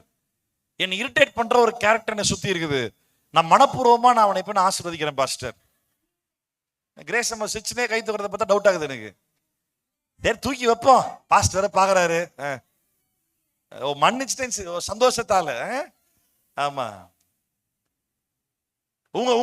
உங்களை சார்ந்து எப்படி சொல்றேனே, உங்க வாழ்க்கையில இந்த ஒரு நபர் நீங்க எதிர்பார்த்ததை விட அதிகமான பாதிப்பை ஏற்படுத்தி இருக்கிறான். அவன் பேரை சொன்னாலே அன்னைக்கு ஃபுல் டே மூட் அப்செட். அவன் நினைச்சாலே அப்படி எனக்கு கோவம் இல்லை, அது கோவம் முதப்படி பத்திக்கிட்டு வருது பாஸ்டர் அப்படி எனக்கு. அதுதான் ரியாலிட்டி. ஆமா, அப்படியே வர ஆத்திரத்துக்கு அப்படியே நான் ரட்சிக்கப்பட்ட காரணத்தால் நான் என்ன பண்றேன், இதை சொல்லும் போது ரட்சிக்கப்பட்டேன்னு புரியுதா? ஆமா, நான் ஆண்டவர் என் கேரக்டரை மாத்திட்டனால நான் சும்மா போறேன் பாஸ்டர், அப்படி இல்லை. நடைமுறையா ஓவர் கம் பண்றதுக்கு வழி இதுதான். உன்னை யாரா சபிச்சாங்களா? இயேசுவின் நாமத்தில் நல்லா இருப்பேன்னு சொல்லு, சொல்லுங்க. ஆமா, பரவாயில்ல, நான் உன்னை சபிக்கல, பரவாயில்ல சொல்லு. ஆமா, ஓவராலா எவன்லாம் உலகத்துல எவன்லாம் நீ சபிச்சானோ இயேசு நம்ம நல்லா போடா போடா நல்லா இருந்துட்டு போடா. ஆமா ஆமா, பாருங்களேன், இதை பேசும்போது எவ்வளவு நிம்மதியா இருக்குல்ல. தனிப்பட்ட வாழ்க்கையில செஞ்சு பாருங்களேன். அப்புறம் அவன் சபிச்சிட்டான்ற பயம் எங்கிருந்து வரப்போகுது உனக்கு? ஆமென். அதை நம்பி ஏற்றுக்கொள்ளுகிறவர்களுக்கு அது பலிக்கும். அதற்கு மாறாக கர்த்தருடைய வார்த்தையின்படி விசுவாசித்து அவைகளை இயேசு செய்தார், அவைகளின் மேல் ஜெயத்தை எனக்கு தந்திருக்கிறார் என்று விசுவாசிக்கிறவனுக்கு பலிக்கவே பலிக்காது. ஆமா, ஊர்ல இருக்கிற எல்லா ஆயாவையும் கூட்டு வந்து ஒரு லோடு மண்ணை வாரி கொடுத்து எல்லா ஆயா ஒரு லோடு காலியா வரைக்கும் வாரி வாரி தூவி நாசமா போன்னு சொல்லு. டயர்ல ஆயா செத்துருமே தவிர அந்த சாபத்தினுடைய ஒரு துளியும் வாழ்க்கையில பலிக்காது. யாருக்கு பலிக்காதுன்னா, கிறிஸ்துவை வார்த்தையின் அடிப்படையில் விசுவாசித்து கிறிஸ்துவின் வார்த்தையை உள்வாங்கி விசுவாசிக்கிறவனுக்கு, இயேசுவின் இரத்தத்தால கழுவப்பட்ட நீதிமானுக்கு பலிக்காது. இயேசுவோடு கூட தனிப்பட்ட விதத்துல உறவு கொண்டிருக்கிறவனுக்கு பலிக்காது. ஆமா, நீ சர்ச்சைக்கு கரெக்டா வரல, கர்த்தருடைய சாபம் உன் வீட்டில் தங்கும். டேய், போய் பைபிள் ஒழுங்கா வாசிடா போடா, சும்மா வந்துட்டான் பிரசங்கம் பண்றதுக்கு. போய் பைபிள், இப்படி ஏகப்பட்ட பிரசங்கியார்கள். ஆமா, ஆண்டவர் சபிச்சுட்டாரு பதர் கேட்டா வந்து யாத்திரம் 20ஆம் அதிகாரம். டேய், அங்கதான்டா முதல்ல அவர் தன்னை ரிவீல் பண்ண ஸ்டார்ட் பண்ணிக்கிறாரு. அதை வச்சுட்டே முடிச்சுடாத ஆண்டவர் யாருன்னு மொத்தமா வெளிப்படுத்த வரைக்கும் வா, இயேசு வரைக்கும் சொல்லு, ஆண்டவர் யாருன்றத முழுசா காட்டு. ஒரே ஒரு பாயிண்ட்ல, ஒரு சம்பவத்துல, ஒரு இடத்துல சாபத்தை பத்தி ஆண்டவர் சொன்னாரு. அதை சபிப்பதற்காக அல்ல, அவன் வாழ்க்கையை இனி வருகிற நாட்கள் நல்லா மாற்றுவதற்காக ஒரு வார்னிங் தான் கொடுத்தாரே தவிர அங்க கூட சபிக்கல. ஆமா, தண்டா சான்ஸ் கிடைச்சது அப்படின்ட்டு அதை எடுத்து வச்சுன்னு. ஆமா, இதுக்கு என்ன பண்ணுவாங்க, நிறைய எக்ஸாம்பிள் வேற சொல்லுவாங்க. நான் இன்னைக்கு நான் மோகன் சிலாசரஸ் அங்கிளுடைய ஒரு செய்தி ஒண்ணு ரேண்டமா கேட்டேன் ரொம்ப வருஷத்துக்கு முன்னாடி. அதை நான் மறந்துட்டேன். ஏன் இப்ப ஆண்டு ஞாபகப்படுத்துறாருன்னு தெரியல. மேபி உங்க எல்லாருக்கும் பிரயோஜனமா இருக்கு நினைக்கிறேன். கவனிங்க, ஒரு ஊருக்காக ஊழியத்திற்காக போயிருந்தாராம். அந்த ஊர்ல அந்த அம்மாவுக்கு 4 ஆண் பிள்ளைகள் இருந்துதான். அதுல ஒரு ஆண் பிள்ளை மட்டும் ஹேண்டிகேப், இடுப்புல தூக்கி வச்சுட்டு அந்த அம்மா பிரேயருக்காக வந்துருச்சான், கூட்டத்துக்கு மீட்டிங்காக வந்துருச்சான். அப்ப வந்துட்டு அந்த அம்மாவுக்கு வந்துட்டு கடைசி செபிக்க அந்த அம்மாக்கு மோகன் சிலாசரஸ் அங்கிள் ஜோம் பண்ணாராம். ஜோம் பண்ணிட்ட பிறகு அந்த அம்மா சொல்லிச்சான், ஐயா என் வீட்டுக்கு வந்து எங்களுக்காக ஜோம் பண்ணுங்கன்னு சொன்னப்போ ஆண்டவர் மோகன் சி அங்கிள்கிட்ட சொன்னாராம், போகாதே அப்படின்னு சொன்னாராம்.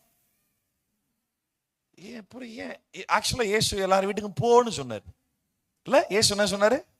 போனாரு. பவுல் அதை அப்படியே ஃபாலோ பண்ணாரு. அப்போஸ்தலர் 20ஆம் அதிகாரத்துல வாசிக்கிறோம், எங்களுக்கு நாங்கள் கற்றுக்கொண்ட ஒன்றையும் மறைத்து வைக்காமல் வீடுகள் தோறும் உங்களுக்கு பிரசங்கித்தோம். ரைட்டா? தெரியல, பவுலுடைய ஊழியமும் மோகன்சி ஊழியமும் ரொம்ப டிஃப்ரெண்டா இருக்குது. நான் யாரை ஏத்துக்கிட்டீங்களே சொல்லுங்களேன். அவள் தான் முடிஞ்சிச்சு, பவுல் தான். போகாதேன்னாரா. ஏன்னு கேட்டா அவருடைய அந்த அம்மாவுடைய தாத்தா நினைக்கிறேன், சம்திங் ஏதோ ஒண்ணு. ஆமா, தாத்தா. அவர் வந்துட்டு அந்த ஊர்ல ஏகப்பட்ட அக்கிரமம் பண்ண காரியங்கள் பண்ணாரா. அதை நான் விசாரிக்கிற தேவனா இருக்கிற அப்படின்னால இந்த தலைமுறை வரைக்கும் நான் விசாரிக்கிறேன். அதனாலதான் அந்த 4 பிள்ளைகளை ஹேண்டிகேப்பான தண்டனை கொடுத்திருக்குன்னு ஆண்டவர் சொன்னாராமா. இது எந்த ஆண்டவர்னு தெரியல. அவர் ஒரு நாளைக்கு பார்த்தா ஒரு கதை சொன்னீங்க, ஞாபகம் இருக்கா? ஃபர்ஸ்ட் கேட்கணும், இது கதையா ரியல் ஸ்டோரியா?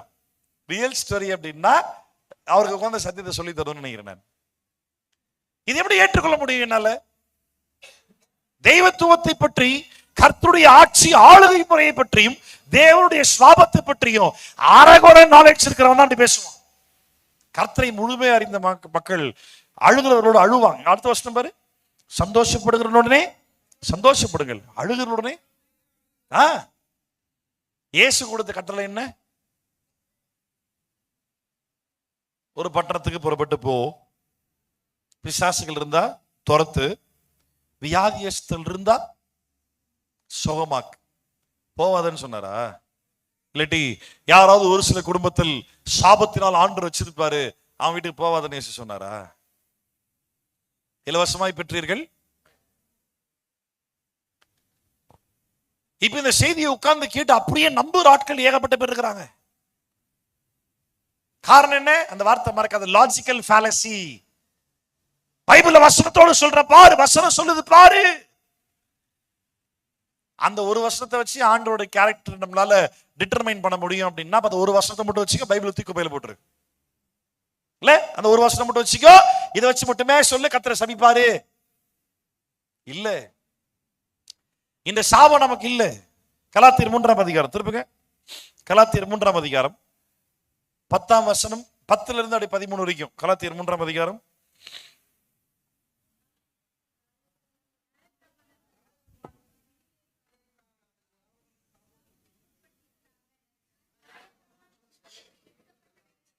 செய்யத்தக்கதாக அவைகளில் நிலைத்திராதவன் எவனோ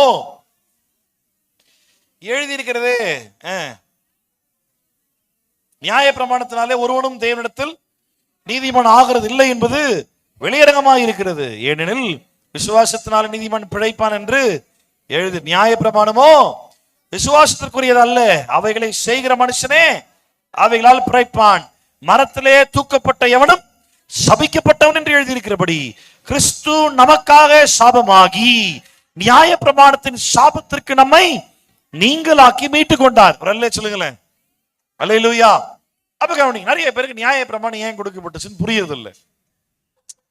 யாத்ராம் 20ல பார்த்தோம், யாத்ராம் 34ல பார்த்தோம். ஆண்டவர் சொல்றாரு, அவரே நான் கர்த்தர் என்றென்றைக்கும் கிருபை உள்ளவராயிருப்பேன். அவரே டிக்ளேர் பண்றார், நான் என்றென்றைக்கும் கிருபை உள்ளவராக இருப்பேன், 1000 தலைமுறைக்கும் கிருபை செய்கிறவர். அவரே சொல்றார். அவர் சொன்னதை கேட்டு மோசே வந்து எழுதுனது இல்லை, அவரே சொல்றார். ரைட்டா? 1000 தலைமுறைக்கும் கிருபை உள்ள தேவனா இருப்பேன் அப்படின்றார். இப்போ மனிதர்கள் அவர்களாகவே தேவனை விட்டு பிரிந்து போனபடினால் மனுஷனாவே தான் சாபத்துக்குள்ள போனானே தவிர, மனிதனை சபிப்பது தேவனுடைய திட்டத்துல ஒருபோதும் கிடையாது.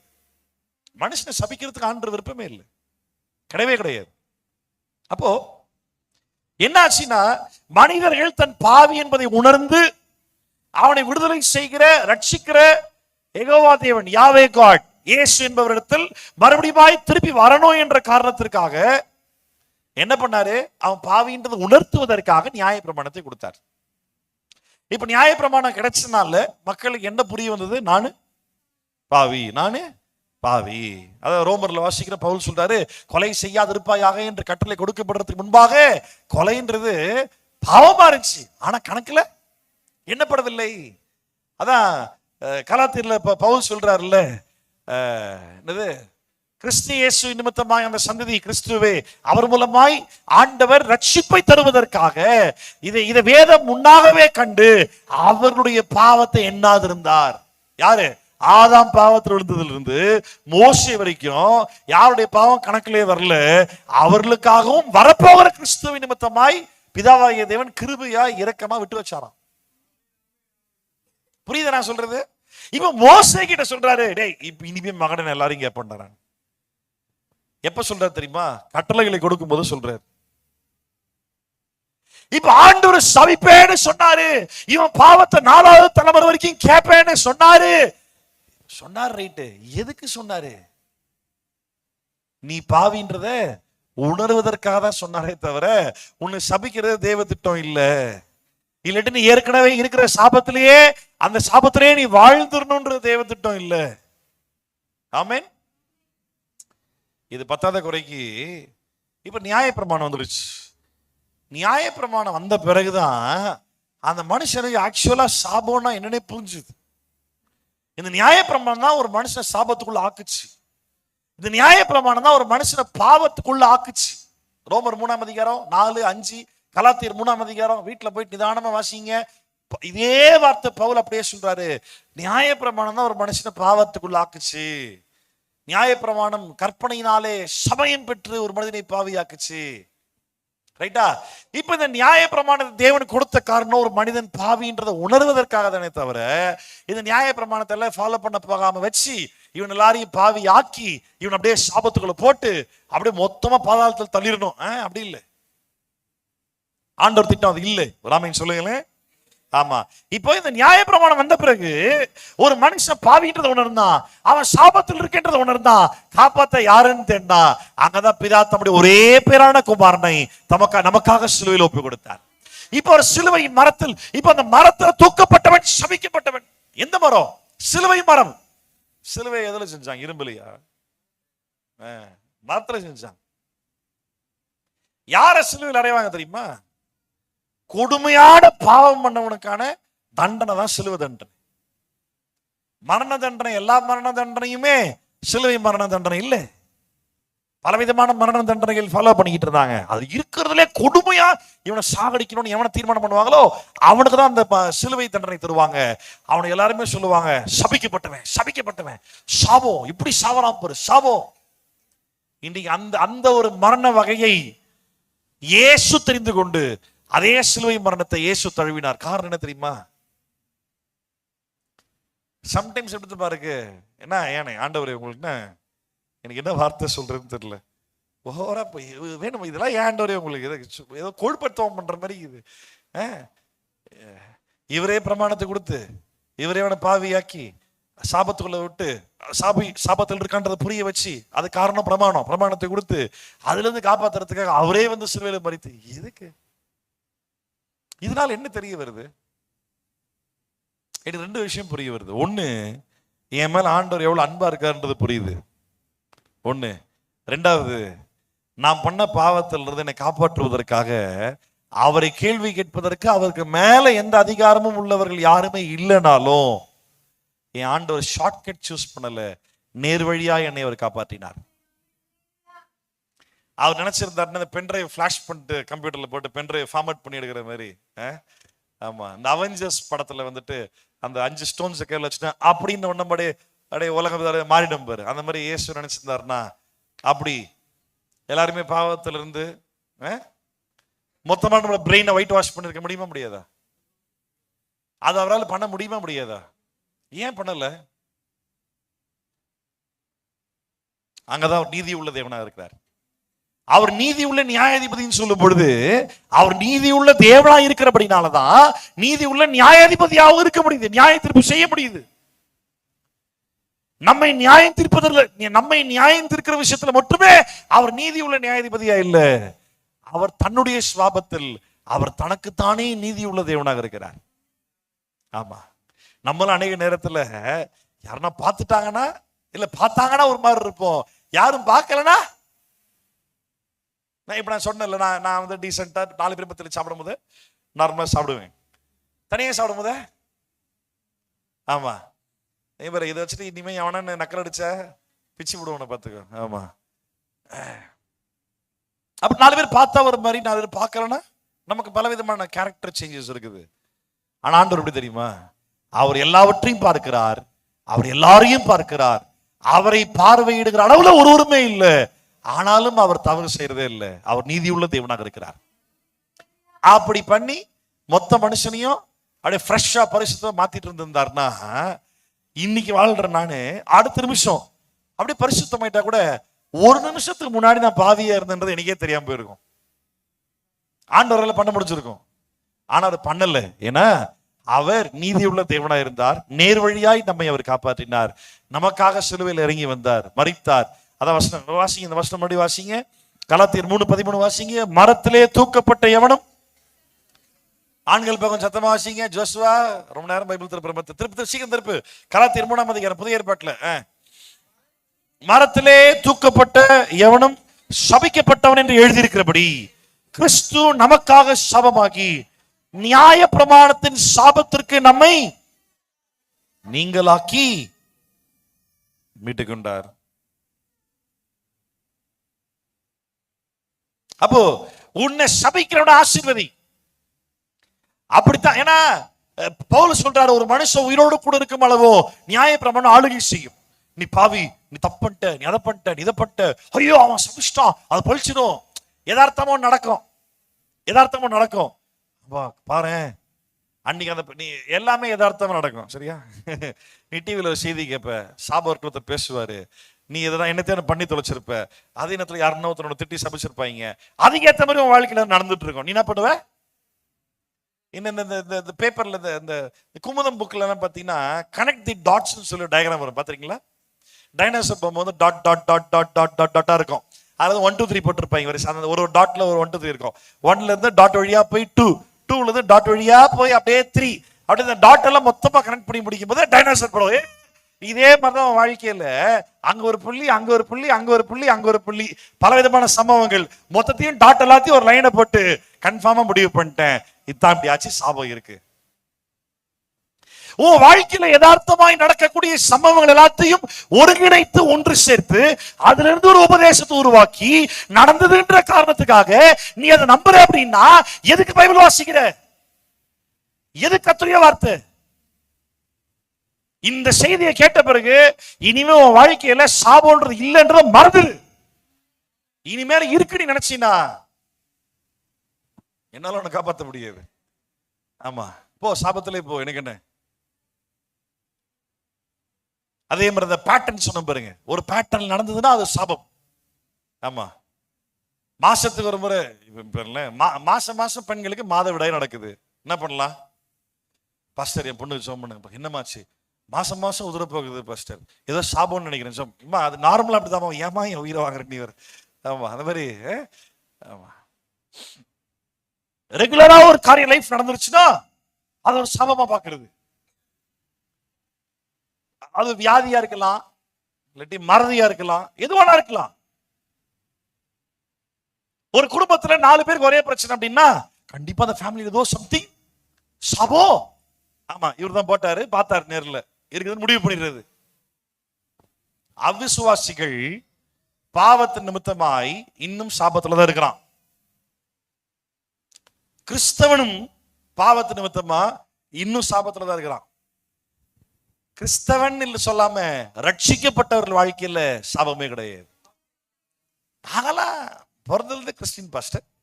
எப்படி பிறக்கும் போது நெத்தில எழுதி விட்டார் ஆண்டவர் கிறிஸ்டின், இல்ல பச்சை குத்தியான பர்த் மார்க் இருந்துச்சா நெஞ்சில கிறிஸ்டின்? நாங்களாம் பிறந்தது கிறிஸ்டின். So what? ஆமா, செத்த பாதாளம் போற, அது கன்ஃபார்ம். ஆமா, பிறந்ததுல இருந்து கிறிஸ்தவனா கிறிஸ்தவன் இல்லையான்றதுலாம் இங்க கேள்வி இல்லை. மறுபிறப்பின் அனுபவத்தோடு ரட்சிப்பின் அனுபவத்தோடு நீ கிறிஸ்தவனா மாறி இருக்கியா? அதான் கேள்வி. அப்படி ரட்சிக்கப்பட்டது, நீங்க ரட்சிக்கப்பட்டது உண்மை என்ன?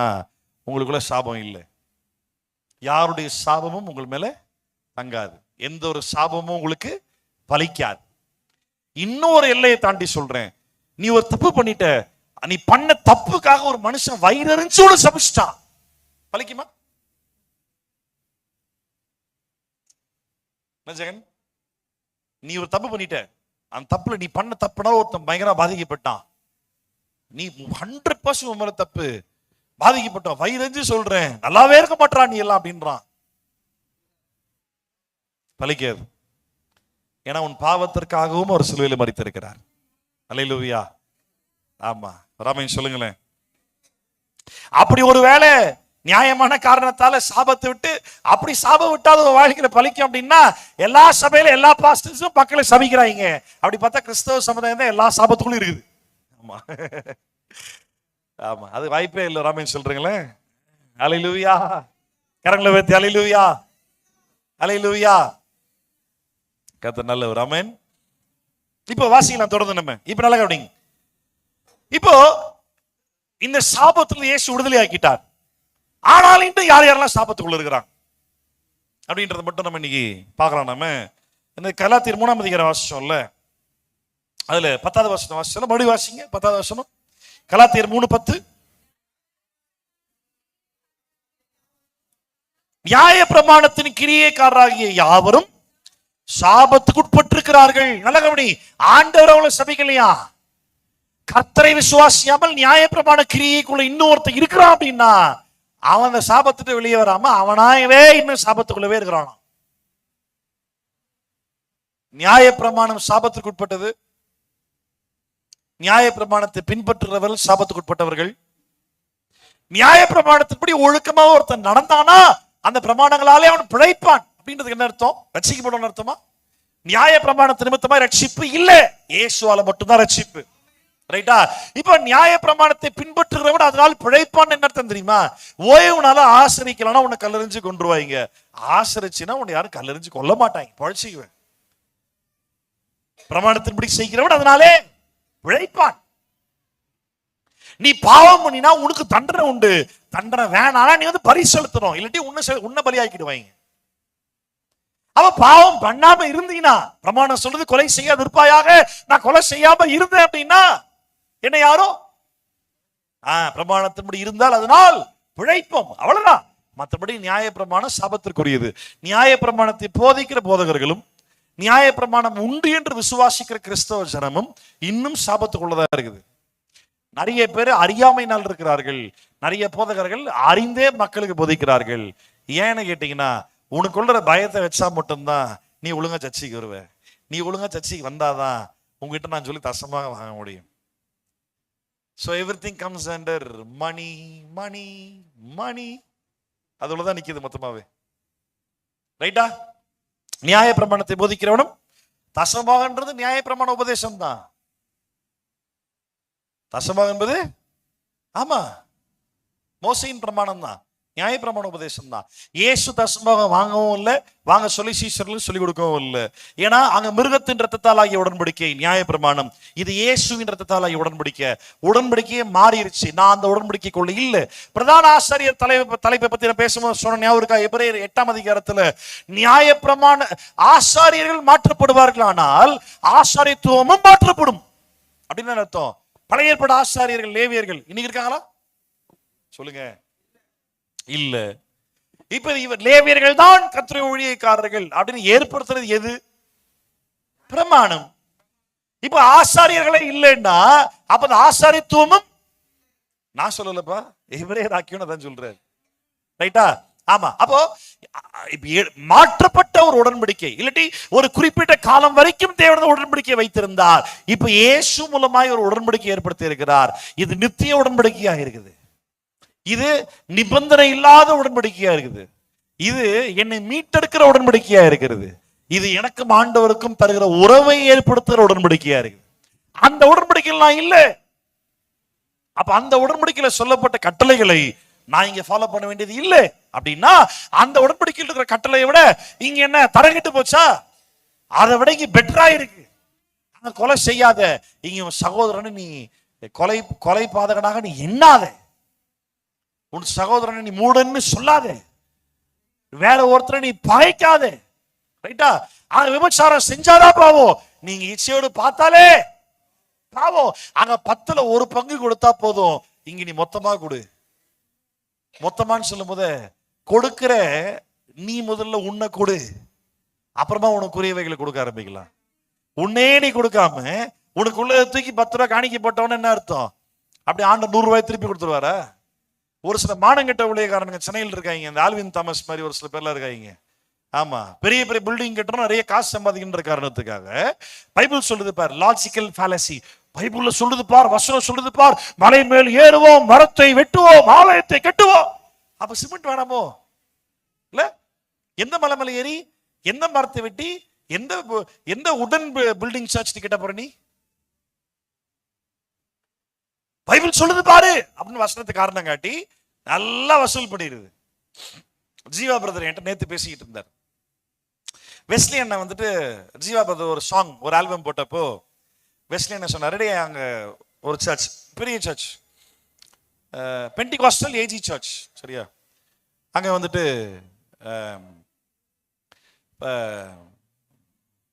அங்க வெஸ்லி அண்ணன் சொன்னாரு, ஜீவா பிரதர்கிட்ட சொல்லியிருக்காரு, தம்பி நான் பாஸ்டர்கிட்ட பேசிட்டேன், ஒரு வெளியே சர்ச் வெளியே ஸ்டால் போட்டுக்குங்க, சிடி பாஸ்டர்கிட்ட கொடுங்க, பாஸ்டர் சர்ச்சில் அனௌன்ஸ் பண்ணுவார், அப்புறம் மக்கள் வரும்போது உங்கள் சீடிஸ் நீங்கள் மக்கள் விற்றுருங்க, மக்கள் உங்கள் பாடல்கள் கேட்டு பிடிச்சிருந்தா பாடுவாங்க. அப்படின்னப்போ இவரும் சரி என்ன அப்படின்னு பசங்களை கூட கூட்டு போய் வெளியே ஸ்டால் போட்டுங்கடா, நான் உள்ள போய் உட்கார்றேன், 2 சீடி நான் கையில் எடுத்துக்கிறேன் அப்படின்ட்டு போய் உட்காந்துட்டார். ஃப்ரண்ட்ல உட்காந்துட்டு இருக்காரு, பாஸ்டர் கிட்ட அடுத்து அப்படின்ற மாதிரி உட்காந்துட்டு இருக்காரு. உட்காந்துக்கிட்டு இருக்கும்போது வந்துட்டு கவனிங்க, சர்ச்ல முதல் பாடல் பாடி காணிக்கை, சரியா?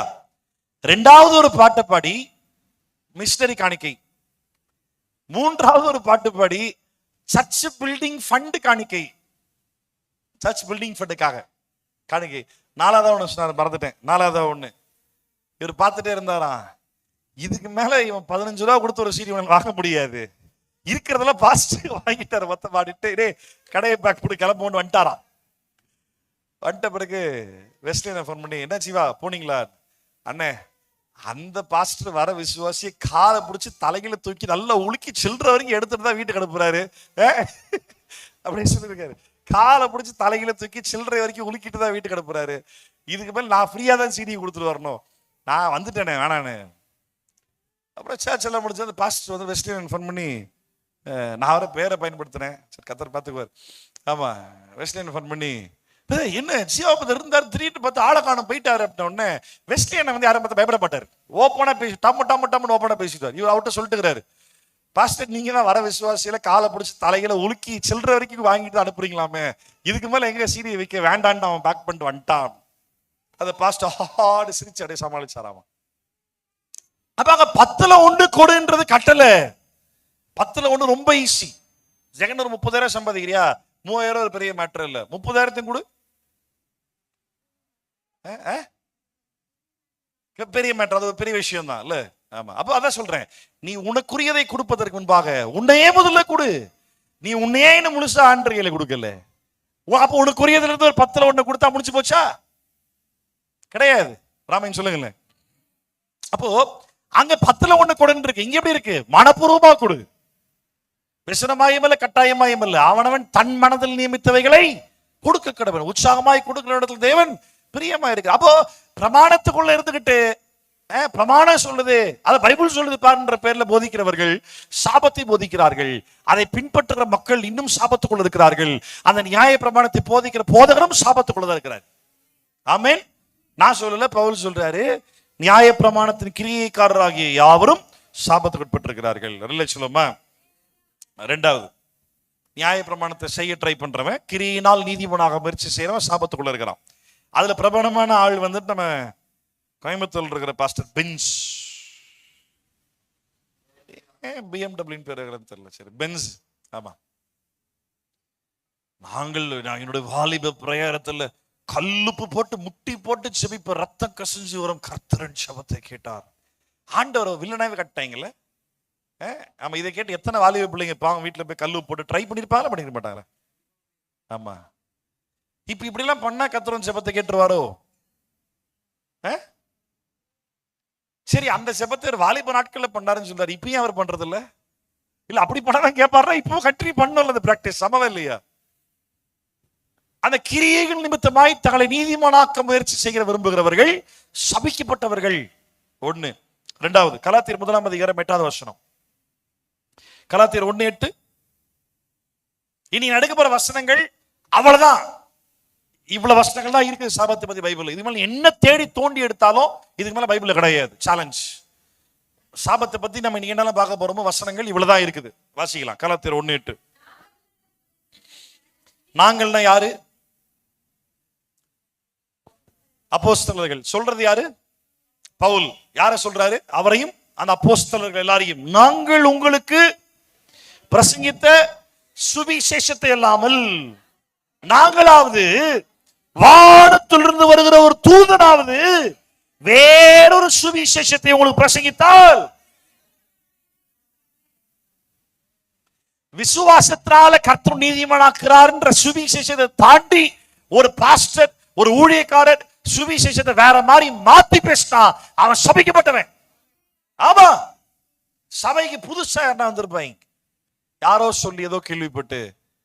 ஆமா, அதுதான் வாய்ப்புன்னு பாஸ்டர் டக்குன்னு சொல்லுவார். சரி, நான் ஜெபம் பண்ணி நடந்துருச்சுன்னா சர்ச்சுக்கு நீ என்ன வாங்கி தருவ? இதுக்கு ரோட்ல துண்டு வச்சு நீ பிச்சை எடுக்கலாமே. இந்த தொழிலை பார்க்கறது என்ன பண்ணலாம்? போய் பிச்சுட்டு போ. ஒயிட் ரைட் போட்டு நீ ஏன் பெரிய அதிகாரம் பண்ணுகிற? எடுக்கிறது பிச்சை, இதுல அதிகாரம் வேற. ஆமா, நோ இவரு சோப்பான நடந்துட்டாமா. ஜபத்தை இவர் தான் கேட்கிறாரு. அப்ப அவர் எங்க போனாருன்னு தெரியல. ஜபத்தை கேட்கறது யாரு? ஆமா, எனக்கு தெரிஞ்ச ஒரு சர்ச்சு, மார்த்தாண்டத்துல ஒரு சர்ச்சு. ஆமா, அங்க வந்துட்டு ஒரு அம்மா பாஸ்டர் இருக்கிறாங்க. அவங்க சபையில ஓப்பனா அப்படியே, தம்பி நான் சொன்ன வேலை கிடைச்சது பார்த்துக்கோ, அடுத்த கன்வென்ஷன் மீட்டிங் மொத்த செலவு எடுத்துக்கோ நீ, அவ்வளவுதான். அது தம்பி உங்களால முடியுமா? ஏன்னா நீங்க பார்த்து சர்ச்சில் ஊழியங்கள் இருக்கு, ஹெல்ப் பண்ணுங்க, கர்த்தர் ஆசீர்வதிப்பாரு. கொடுப்பதில் ஆசீர்வாதம் நிச்சயமா இருக்குது, நான் இல்லைன்னு சொல்ல மாட்டேன். கொடுங்க, ஊழியத்துக்காக செய்யுங்க, கர்த்தர் நடத்துவார். அப்படிலாம் இல்லை. ஒரே அத்தாரிட்டி தான், ஒரே டெலிவரி ஸ்டேட்மெண்ட் தான். டைரக்டா நான் ஜெபம் பண்ணி வேலை கிடைச்சது, அடுத்த கன்வென்ஷன் மீட்டிங் மொத்த செலவு நீ தான். அங்க கன்வென்ஷன் மீட்டிங் எடுத்து தெரியுமா, 3 நாள் கன்வென்ஷன் மீட்டிங் சாதாரணமா 1 லட்சம் செலவாகும். சும்மா இல்லை, 3 நாள் கன்வென்ஷன் மீட்டிங் போடுறதுக்கு சாதாரணமா 1 லட்சம் செலவாகும். பயம். ஊழியக்கார பார்த்து, ஐயோ அவங்க எதனா சொன்னா சபிச்சிட்டா, எதனா சொல்லிட்டா பழிச்சிடும். ஆமா, செய்யாம போன என்ன பண்ணுவாங்க தெரியுமா, பிரசங்கத்தில் நைசாட்சி விடுறது, வேலையை கொடுத்து ஆண்டவர் வேலையை எடுக்கவும் தெரியும் தெரியுமா அப்படிப்பாங்க. இந்த பயமுறுத்தல்லாம் பயப்படாத, ஏன்னா உன்னோடு கூட கர்த்தர் இருக்கிறார். ஆமா, இந்த மாதிரி செய்தி வேணா சொல்றது கேட்டீங்கன்னா அந்த சேனலை மாத்து, அந்த யூடியூப் சேனல்ல ஸ்ட்ரைக் அடி, அந்த சேனலுக்கு ஒரு பிளாக்க போடு. ஆமா, அது நம்மளுக்கு தேவையில்லை. கர்த்தருடைய வார்த்தையை முரண்பாடாய் மாத்தி பேசக்கூடிய யாரா இருந்தாலும், பவுல் என்ன தைரியம் தான் சொல்லுவாரு, அது பரலோகத்திலிருந்து இறங்கி வருகிற தேவதூதனாகவே இருந்தாலும் அவன்தான் சபிக்கப்பட்டவன். ஆமென். நல்ல சொல்ல பண்றீங்க பாரு. அல்லேலூயா.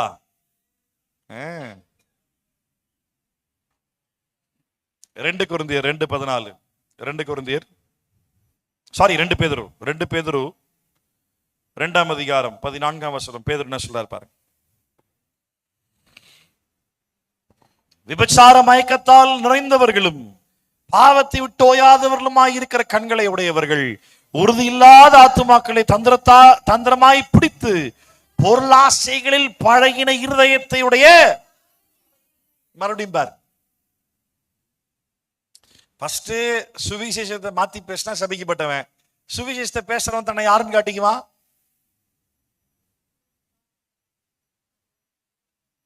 ஊழியக்காரன். பாஸ்டர் ஊழியக்காரன் இல்ல. ஃபர்ஸ்ட் சாபம், சத்தியத்தை மாத்தி பேசினா ஊழியக்காரனுக்கு சாபம். அது சுவிசேஷத்தை மாத்தி பேசினா சாபம். 2வது பேரு, கர்த்தருடைய ஆசீர்வாதத்தை உனக்கு போதிக்கிறேன்ற பேர்ல பணாசையை காட்டக்கூடிய ஊழியக்காரனும் சபிக்கப்பட்டவன் தான். உங்களுக்கு புரியலன்னா மறுபடியும் வாசிங்க, ஒரு வசனம் மேல இருந்து வாசிங்க.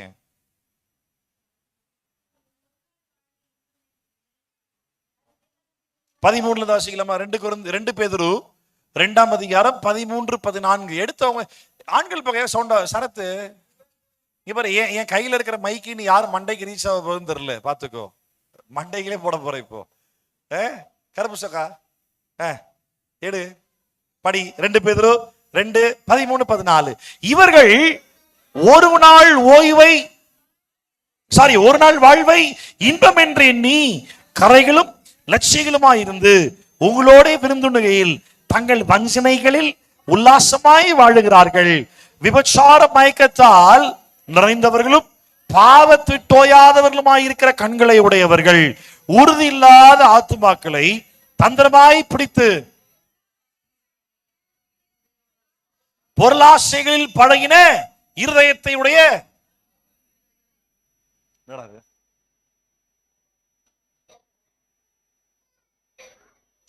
மிக்சர்ல கனெக்ட் ஆகும்.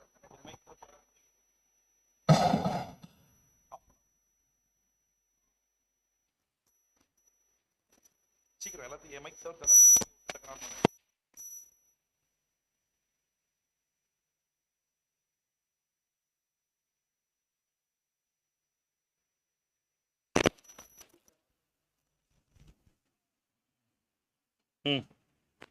ஓகே. செக் வலிமை. செக் ஆஃப் ஆயிடுச்சா? ஆஃப் ஆயிடுச்சு.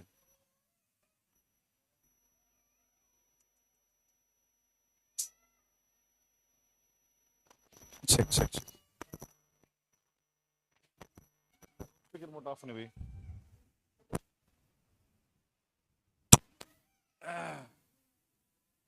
மைக் பிரச்சனை. Check check check. ஸ்பீக்கர் மட்டும் கழட்டி விட்டுரு. ஒரு ஸ்பீக்கர் போதும். Check check check.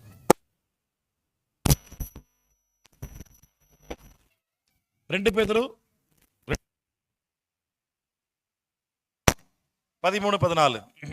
Okay nice. விட்டுரு.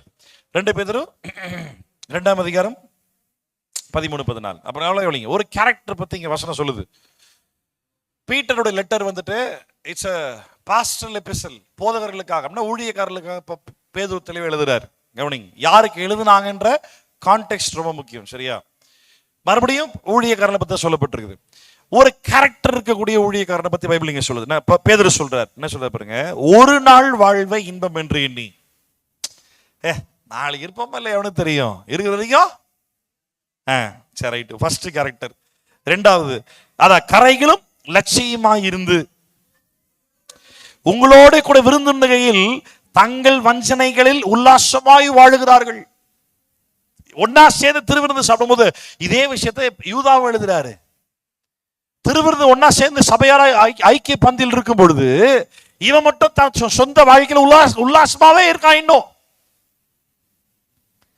விபச்சார மயக்கத்தால் நிறைந்தவர்களும். சமீபத்தில் நம்ம தமிழ்நாட்டில் பிரபலமான ஒரு ஊழியக்காரர், ஆமா, இந்த மாதிரி ஒரு பிரச்சனை இப்ப ரீசெண்டா மாட்டிக்கிட்டு இருக்கிறார். ஒரு வாலிப ஊழியர் தான் இந்த மாதிரி ப்ராப்ளம்ல மாட்டிக்கிட்டு கல்யாண பிள்ளைங்க இருக்கிறாங்க. கிட்டத்தட்ட டிவோர்ஸ் கிட்ட போய் நிக்குது. அவிசுவாசிகளுக்கோ இல்ல மற்ற ஆட்களுக்கோ தெரிஞ்சதுன்னா இது பெரிய அவமானம் கிறிஸ்தவ சமுதாயத்திற்கு. ஏன்னா வசனத்தின்படி வார்த்தையின்படி வாழ்கிற ஊழியக்காரங்க உண்மையாவே வெளியே தெரியவே மாட்டாங்க. நீ கிறிஸ்துவுக்காக உண்மையா வாழ்ந்தீங்கன்னா நீ செலிபிரிட்டி ஆக மாட்ட. நல்ல கவனி, கிறிஸ்தவ வாழ்க்கையில் இல்ல கிறிஸ்டியன் லாங்குவேஜ்ல செலிபிரிட்டி அப்படின்றது கெட்ட வார்த்தை. எத்தனை பேர் புரியுது நான் சொல்றது? You cannot be a celebrity, neither people cannot make you as an idol of worship. இல்லட்டி you cannot be a hero in midst of somebody. இயேசு மட்டும் தான் ஹீரோ. நீ யார், உனக்கு ஃபேன் பேஸ் இருக்க கூடாது, நீ யாருக்கும் ஹீரோவாகவும் தெரியக்கூடாது. மிஞ்சி போனா நீ ஒரு ரோல் மாடலா இருக்கலாம், மாதிரியாய் வாழ்ந்து காட்டலாம். ஒரு ஊழியக்காரனா ஒரு ரோல் மாடலா இருக்கலாம். ஃபேன்ஸ் எல்லாம் இருக்கக்கூடாது, செலிபிரிட்டி இருக்கக்கூடாது. ஆமா, இவர்கள் என்ன பண்றாங்களா, உல்லாசமாய் வாழுகிறவர்கள், விபச்சார மயக்கத்தால் நிறைந்தவர்களும் பாவத்தை விட்டு ஓயாதவர்களுமாய் இருக்கிற கண்களை உடையவர்கள், உறுதி இல்லாத ஆத்துமாக்களை தந்திரமாய் பிடித்து பொருளாசைகளில் பழக்கின இருதயத்தை உடைய. இப்ப நல்லா கவனி, ப்ராஸ்பரிட்டி காஸ்பல்ன்ற பேர்ல எவெல்லாம் பேசுறானோ அம்புட்ட பயிலும் தைரியமா சொல்லுவேன், தனிப்பட்ட வாழ்க்கையில் இன்னும் பாவத்துட்டு வெளியே வரல. மேபி விபச்சார பாவத்தில் இல்லாம இருக்கலாம், ஆனா பொருளாசையை தூண்டுகிற இருதயம் உள்ள இவனே சாபத்தில் இருக்கிறான். அதே பொருளாசையை தூண்டக்கூடிய உபதேசத்தை போதிக்கிறான் பத்தியா, அவன் சபிக்கப்பட்டவன் தான். கர்த்தர் உன்னை ஆசீர்வதிப்பார், உன் தேவையை சந்திப்பார். இப்போ உன் தேவை என்னன்னு சொல்லு. பாஸ்டர் சார்ல்ஸும் நானும் பாஸ்டர்ஸ் இருந்தாலும் 2 பேரோட தேவையில ஒன்று இல்லையே, ஒரே அளவில் இல்லையே. கரெக்டா? நீங்க எல்லாருமே விசுவாசிக்கல இருந்தாலும் எல்லாருடைய தேவையும் ஒரே சமநிலையில் இருக்கா? ஒவ்வொரு தேவையும் உருவத்த வித்தியாசத்தில் இருக்கு. ஒருத்தர் ஒரு மாசம் 1 லட்சம் இருந்தா வாழ்க்கையை ஓட்ட முடியும், கண்டிப்பா கர்த்தர் நடத்துவார். ஒருத்தர் 5000 இருந்தா வாழ்க்கையை ஓட்ட முடியும், கண்டிப்பா கர்த்தர் நடத்துவார். இதுதான் உன் தேவை. உன் தேவையை நிச்சயமா கர்த்தர் சந்திப்பாரு. அந்த தேவை எத்தனை ஆயிரம், எத்தனை லட்சம், இல்ல எத்தனை கோடின்றதெல்லாம் இங்க பேச்சே கிடையாது. என்னவா இருந்தாலும் உன் தேவைன்னா கண்டிப்பா கர்த்தர். ஆனா பணாசையை தூண்டி விடுற மாதிரி உபதேசிக்கிறவர்கள் தாங்களே சாபத்தில், பொருளாசை என்ற சாபத்தில் இருக்கிறாங்க. இந்த சாபத்தில் இருக்கிறவன் பணத்தையே ஆசீர்வாதமாய் மக்களுக்கு போதிக்கிறான் பத்தியா, அவன் உபதேசிக்கிற உபதேசமும் அந்த உபதேசத்தினாலேயும் அந்த நபர் சாபத்தில் இருக்கிறான், சபிக்கப்பட்டவன். ஃபர்ஸ்ட் பார்த்தோம், காஸ்பல் மாத்தி பேசினா சபிக்கப்பட்டவன். பவுலுக்கு என்ன தைரியம், தேவ தூதனை இறங்கி வந்து பேசினாலும். நான் ஒரு முறை சத்வாச்சாரி சர்ச்சில் நான் சொன்னேன். நான் என்ன அப்படின்னா, இது பேசும்போது தான் சொன்னேன், கவனிங், நான் இதை உங்களுக்கு போதிக்கிறேன். திடீர்னு இந்த பின்ட்ரெஸ்ட் தெரியுமா, ஒரு ஆப் இருக்கு பின்ட்ரெஸ்ட். அதில் நிறைய ஃபோட்டோஸ்லாம் பயங்கர ஹை குவாலிட்டியாக இருக்கும், பயங்கர என்ன சொல்றது, கிராஃபிக்கலாக இருக்கும் பயங்கரமா. அதில் நீங்கள் இமேஜின் பண்ண தூதர்கள் பராக்கிரமசாலியாக பயங்கரமாக அப்படி கத்தி வச்சுக்கிட்டு நான் சொல்லிக்கிட்டு இருக்கிறேன், திடீர்னு ஒரு தேவதூதன் இறங்கி வந்து நின்று பயங்கர அந்த இடி முழக்க சத்தத்தோடு இவர் தவறாய் போதிக்கிறாருன்னு என்ன யாருன்னா சொன்னா இப்போ என்ன பண்ணுவீங்க?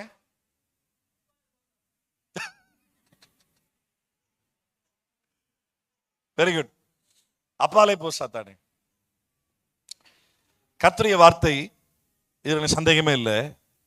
இந்த வார்த்தையை தவறாய் போதிக்கிற ஊழியன் அல்ல, தேவ தூதனே வந்தாலும் நம்ம பயப்படவே கூடாது. ஏன்னா 1 கொரிந்தியர் 6ஆம் அதிகாரத்தில் வாசிக்கிறோம், உலகத்தையும் தேவ தூதரையும் நம்ம நியாய்ந்து இருக்க போறோம். அதை இங்க ஒருவேளை இப்ப வந்தாலும் இங்க இருந்தே ஸ்டார்ட் பண்ண ஆரம்பிச்சிரு. ஆமா, டேய் ஒழுங்கா போய் பைபிள் வாசி போடா, அனுப்பி இங்க தம்பிக்கு வா, பார்க்க பயங்கரமா இருக்கிற போய் பைபிள் வாசி போ, வாசிட்டு வா, அனுப்பி விட்டுற வேண்டியதுதான். ஆமா, கர்த்தருடைய வார்த்தைக்கு மாத்தி பேசுற யாரா இருந்தா என்ன, அவன் சபிக்கப்பட்டவன் தான். வராமன்னு சொல்றேங்க. லூக்கா 6ஆம் அதிகாரம் 28. என்ன பண்ணலாம் அதுக்கு மாறாக? லூக்கா 6:28. உங்களை சபிக்கிறவர்களை, உங்களை நிந்திக்கிறவர்களுக்காக, உன்னை சபிக்கிறவன் என்ன பண்ணு? How to break the curse. உன்னை சபிக்கிறவனை, அந்த சாபம் உனக்கு ஒருவேளை ஒரு சின்னதா ஒரு பயமுறுத்துதலை கொண்டு வந்தாலும் கூட, அந்த பயத்தையும் தாண்டி அந்த சாபம் என் வாழ்க்கையில பலிக்க கூடாது, பலிக்காது, அது ஒரு பக்கம் உண்மை, அது போயிட்டு போகுது. அந்த மாதிரி சிச்சுவேஷன்ல நான் என்ன பாஸ்டர் பண்ணட்டும்? உன்னை சபிக்கிறவன நல்லா இருன்னு சொல்லு. தம்பி நான் நாசமா போயிட்டு போற, பரவாயில்ல, நீங்க நல்லா இருங்க சொல்லு, தைரியமா சொல்லு. சபிக்கிறவன, ஆமா ஏண்டா உனக்கு மட்டும் தான் வாய் இருக்கா, நீ மட்டும் தான் பேசுவியா, எங்களுக்கெல்லாம் பேச தெரியாதா? நான் ரட்சிக்கப்பட்டனால நான் கம்மியா பேசியிருக்கேன், இப்பவே நிறைய பேசிட்டேன். ஆமா, அதில் ரட்சிக்கப்பட்டனால நான் கம்மியா பேசுறேன் பார்த்துக்கோ. அப்படிலாம் கிடையாது. மனசுல இருந்து மனப்பூர்வமா நல்லா இரு. நீதிமொழிகள்ல வாசிக்கிறோம், தகைவிலான் குருவி அலைந்து திரிவது போல காரணம் இல்லாமல் விட்ட சாபமும் தங்காதான். புரியுதா? ஆமா, தகைவிலான் குருவி அலைந்து திரிவது போல காரணம் இல்லாமல் விட்ட சாபம் தங்காது. இன்னொன்னு கூட வாசிக்கலாம், 1 கொரிந்தியர் 16ஆம் அதிகாரம் 22ஆம் வசனம். 1 கொரிந்தியர் 16:22.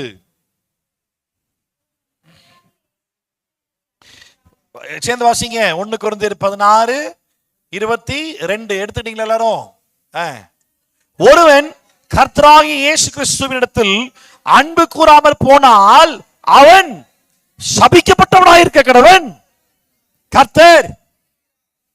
கர்த்தர் வருகிறார். கிரேக்க வார்த்தையில் எப்படி சொல்வீங்க? சொல்லுங்க, மாரநாதா. கர்த்தர் வருகிறார். ரைட்டா? நல்லா கவனி. இப்ப இங்க யாரு சபிக்கப்பட்டவன்? இயேசு மேல் அன்பா இல்லாமல் போனவன். அப்ப இன்னைக்கு அவள் தான் முடிவு பண்ண போறோம். 3 பாயிண்ட் தான். 3 விதங்கள்ல சாபத்துல இன்னைக்கு மக்கள் இருக்கிறாங்க. 1, இயேசு மேல் அன்பு கூறாமல் போகிறவன். கிறிஸ்தவனா இல்ல ஹிந்துவா? ஓ முஸ்லிமா இருக்குமோ, இல்ல ஏத்திஸ்டா இருப்பாங்களோ? யார சொல்லப்பட்டிருக்கு? எந்த மதத்தை உட்பட்டவன்ற கேள்வியே கிடையாது. நீ எந்த மதத்துல பிறந்து வளர்ந்திருந்தாலும் நீ கிறிஸ்துவின் மேல் அன்பு இல்லாமல் இருப்பாயானால் நீ சபிக்கப்பட்டவன். இப்ப கிறிஸ்துவின் மேல் அன்பா இருப்பது என்ன தெரியுமா? யோவான்ல இயேசு சொன்னாரு, ஒருவன் என் மேல் அன்பா இருந்தால் என் கட்டளைகளுக்கு அவன் கீழ்ப்படிவான். எப்படி? ஒருத்தன் மேல் அன்பா இருந்தா? ஏன்னா அன்புன்றது பொருள் இல்ல, அன்புன்றது செயல். நான் இயேசு மேல் அன்பா இருக்கிறேன் அப்படின்னா நீ என்ன செய்ய போற? அவர் சொன்ன வார்த்தையின்படி ஏன் எல்லாத்தையும் செய்ய போற. ரைட்டா? இதை செய்யாத கிறிஸ்தவனும் இன்னும் சாபத்துக்குள்ளதான் இருக்கிறான். இதை போதிக்காத, இதன்படி வாழாத ஊழியக்காரனும் இன்னும் சாபத்துக்குள்ளதான் இருக்கிறான். இத பாயிண்ட் நம்பர் 1 வச்சுக்கோ. 2வது பாயிண்ட், சுவிசேஷத்தை விசுவாசத்தால் இலவசமாய் நீதிமானாக்கப்படுகிறாய் அப்படின்ற சுவிசேஷத்தை கிரியைகளாய் மாற்றி போதிக்கிறவர்கள் சபிக்கப்பட்டவர்கள். ரைட்டா? புரியுதா? ஆமா, ஜெபமாலை வச்சுக்கிட்டு ரோசரி ஒரு நாளைக்கு உட்காந்து 10 முறை ரோசரி உருட்டினா, ஜெபம் பண்ணினா உன் வாழ்க்கையில எல்லாம் மாறிடும், சாபம். அப்படி இல்ல. நீ எதையும் செய்து சுதந்திரிக்க முடியாது, விசுவாசத்தால் மட்டும்தான் சுதந்திரிக்க முடியும். ரைட்டா? 3வது பாயிண்ட் என்னது?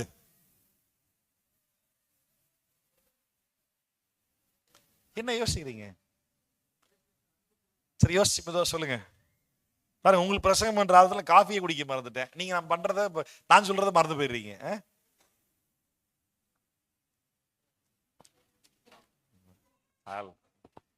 நல்லா இல்ல. சரி சொல்லுங்க. ஏங்க 3 தான் சொல்லி கொடுத்தேன் கிரேஸ் அம்மா. ஐயோ நான் பாத்துக்கிறேன். 3 தான் சொல்லி கொடுத்தேன்.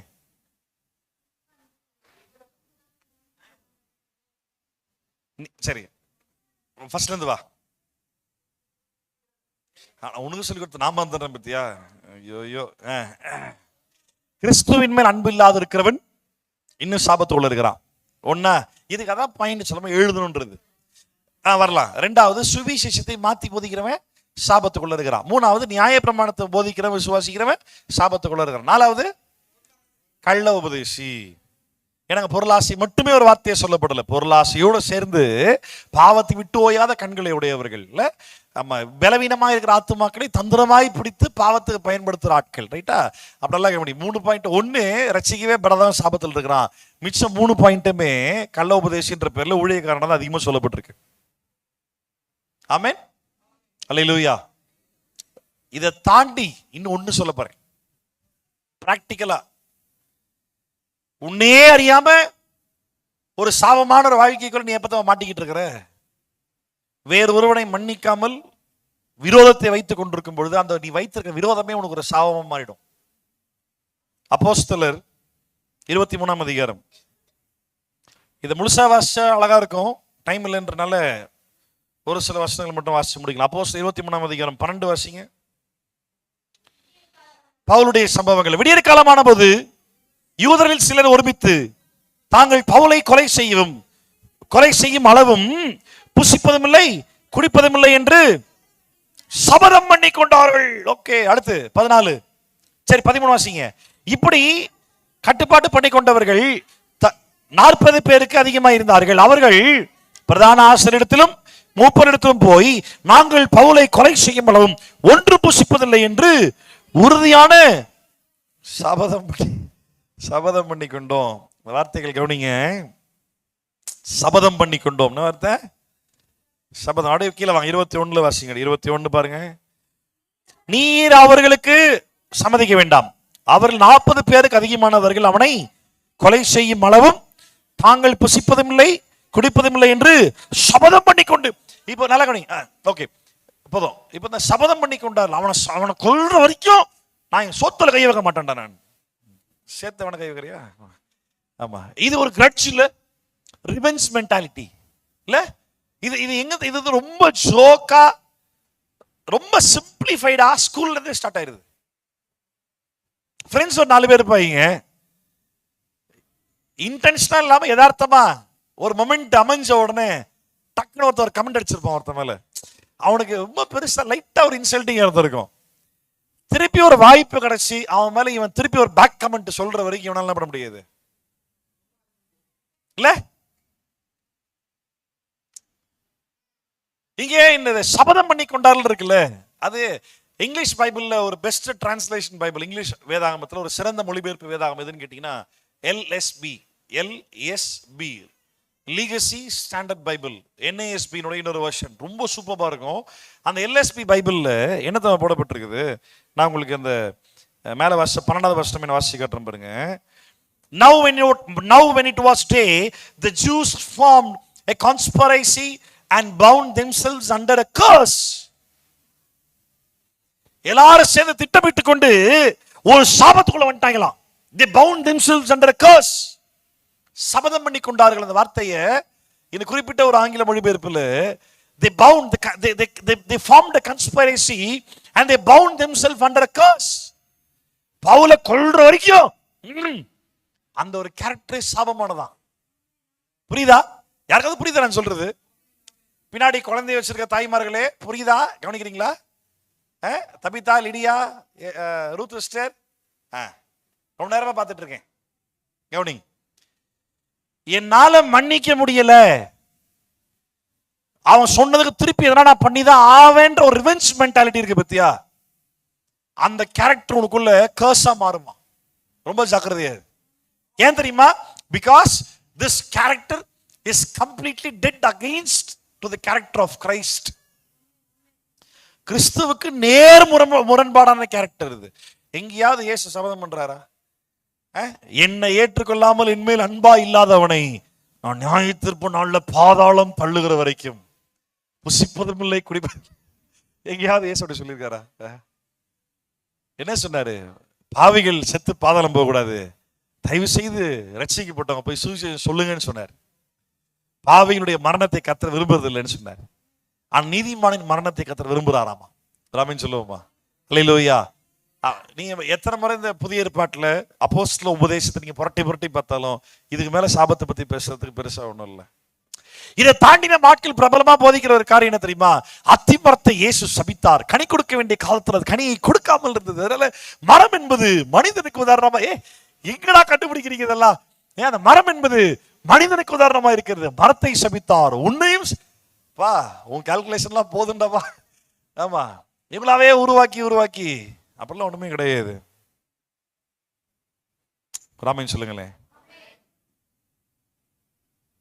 இதுக்கு நாட்கள் பிப்ளிக்கல் ரெஃபரன்ஸ், பெரிய தியாலஜின்ஸ், அப்படியே அதே வேத பண்டிதர்கள் பிப்ளிக்கல் ரெஃபரன்ஸ் இருப்பாங்க. அந்த கூடன இயேசு கண்ணு திறக்கிறதுக்கு எச்சியை துப்பி மண்ணை குழப்பி கண்ணில் பூசிட்டு கழுவிட்டு பாடுறான்னாரு. பார்த்தப்ப அவனுக்கு கண்ணு சரியா மங்களா தெரிஞ்சு. அப்ப என்ன சொன்னா? மனிதர்கள் எல்லாம் மரங்களை போல காண்கிறான். இதை எடுத்து வச்சுக்கிட்டு மனிதனை மரத்தை போல கண்டான், மரத்தை தேவன் சபித்தார். மரம் என்பது மனிதனுக்கு ஒப்பா இருக்கு. எப்படி பாரு, 1 1 2 2 2 4, இப்ப 4 4 8. இந்த லாஜிக்கல் கால்குலேஷன்லாம் பைபிளுக்கு வேலைக்கு ஆகாது. ஆமா, நான் சொல்லிட்டா, your logical thinking ability is very very inferior to the biblical theology. இந்த லாஜிக் புரியுது பத்தியா உனக்கு? அதை பார்க்கலாம் வேதாகமத்தின் சத்தியம் பல மடங்கு உயர்ந்தது. ஆமா, வெறும் மண்டறிவு லாஜிக்கை வச்சுக்கிட்டு ஒருத்தன் பைபிள் படிச்சு ஆண்டவர் கண்டுபிடிச்சிடலாம் அப்படின்னா மகாத்மா காந்தி எல்லாம் என்னைக்கோ ரசிக்கப்பட்டிருந்திருக்கணும் இல்ல? நேருலாம் ரசிக்கப்பட்டிருந்திருக்கணும். ஆமா, விவேகானந்தர்லாம் ரசிக்கப்பட்டிருந்திருக்கணும். ஆமாவே இல்லையா? அவங்களாம் வேதத்தை பைபிள் வாசிச்சவங்க எல்லாருமே. ஆமா, இன்னும் சொல்ல போனா காந்தி ஃபாலோ பண்ண உப்பு சத்தியாகிரகம், ஆமா, அதெல்லாம் அவர் பைபிள்ல இருந்து கண்டுபிடிச்சாரு. கத்தியின்றி ரத்தமின்றி வாய்மையே வெல்லும். ஆமா, அதெல்லாம் வேதத்தை வாசிக்கும் போது அவர் புரிஞ்சதான் அவர் ஃபாலோ பண்ணாரு. ஆமா, யோசிச்சு பாருங்க, ஒரு ரசிக்கப்படாத ஒரு நபர் பைபிள்ல இருந்து வாசிச்சு ஒரு ஐடியா எடுத்து அந்த ஐடியா மூலமா ரசிக்கப்படாத ஒருத்தன் அந்த ஐடியா மூலமா இந்திய தேசத்துக்கே சுதந்திரத்தை வாங்கி தர முடியும் அப்படின்னா, ஆவியை பெற்று ரட்சிக்கப்பட்டு நீங்க கர்த்தருடைய வார்த்தையை ஒழுங்கா வாசிச்சா உங்க வாழ்க்கையில் எப்படி சாபம் வர முடியும்? யாரு சபிச்சு என்ன வந்துட போது சொல்லு பாப்போம். நல்ல சொல்லுங்களேன். சாபத்தை முறிக்கிற பரிகாரியாகிய கிறிஸ்து எனக்காக பரிகார பலியாய் சிலுவையில் தொங்கினார். சிலுவையில் தொங்குறவர்கள் சபிக்கப்பட்டவர்கள் மட்டும்தான். இயேசு எந்த சாபத்துக்குள்ளும் இல்லை. ஆனா நான் சாபத்துக்குள்ள இருந்தேன். என்னை சாபத்தின் விடுதலை செய்வதற்காக என் சாபத்தை சிலுவை மரத்தில் இயேசு சுமந்து தீர்த்தார். கண்களை மூடி நாம் செபிக்கலாம். பிதாவே, நாங்கள் நன்றியோடு துதிக்கிறோம். இந்த நல்ல வேலைக்காய் நாங்கள் நன்றி செலுத்துகிறோம். ஆண்டவரே, நீ நல்லவர். கர்த்தாவே, நீர் நல்ல தேவன். இந்த நாளிலும் ஆண்டவரே, நீர் எங்களுக்கு புரிய வைத்த பல காரியங்களுக்காக நன்றி அப்பா. ஆண்டவரே, நீங்க நாங்கள் வாசித்த வேதத்திலிருந்து ஆண்டவரே இந்த வசனங்கள் மூலமாய் நாங்கள் கிட்டத்தட்ட யாத்திராகமம் ஆதியாகமத்திலிருந்தே கடைசி வெளிப்படுத்தின விசேஷம் வரைக்கும் நாங்கள் வாசித்தோம். ஆண்டவரே, இதில் சாபத்தை எல்லாம் இயேசு முறித்தீர் என்பதை நாங்கள் நன்றாக அறிந்திருக்கிறோம். விசுவாசிக்கிறவர்களாகி உம்மேல் விசுவாசமாக உள்ளவர்களுக்கு சாபம் ஒருபோது வேலை செய்வதில்லை ஆண்டவரே. வெளிப்படுத்தின விசேஷம் 22ஆம் அதிகாரம் 3ஆம் வசனம் இப்படியாய் சொல்லுகிறது. பரலோகத்தை பற்றி சொல்லும் பொழுது, நகரத்து வீதியின் மத்தியிலும் நதியின் இரு கரையிலும் 12 விதமான கனிகளை தரும் ஜீவ விருட்சம் இருந்தது. அது மாதந்தோறும் தன் கனியை கொடுக்கும். அந்த விருட்சத்தின்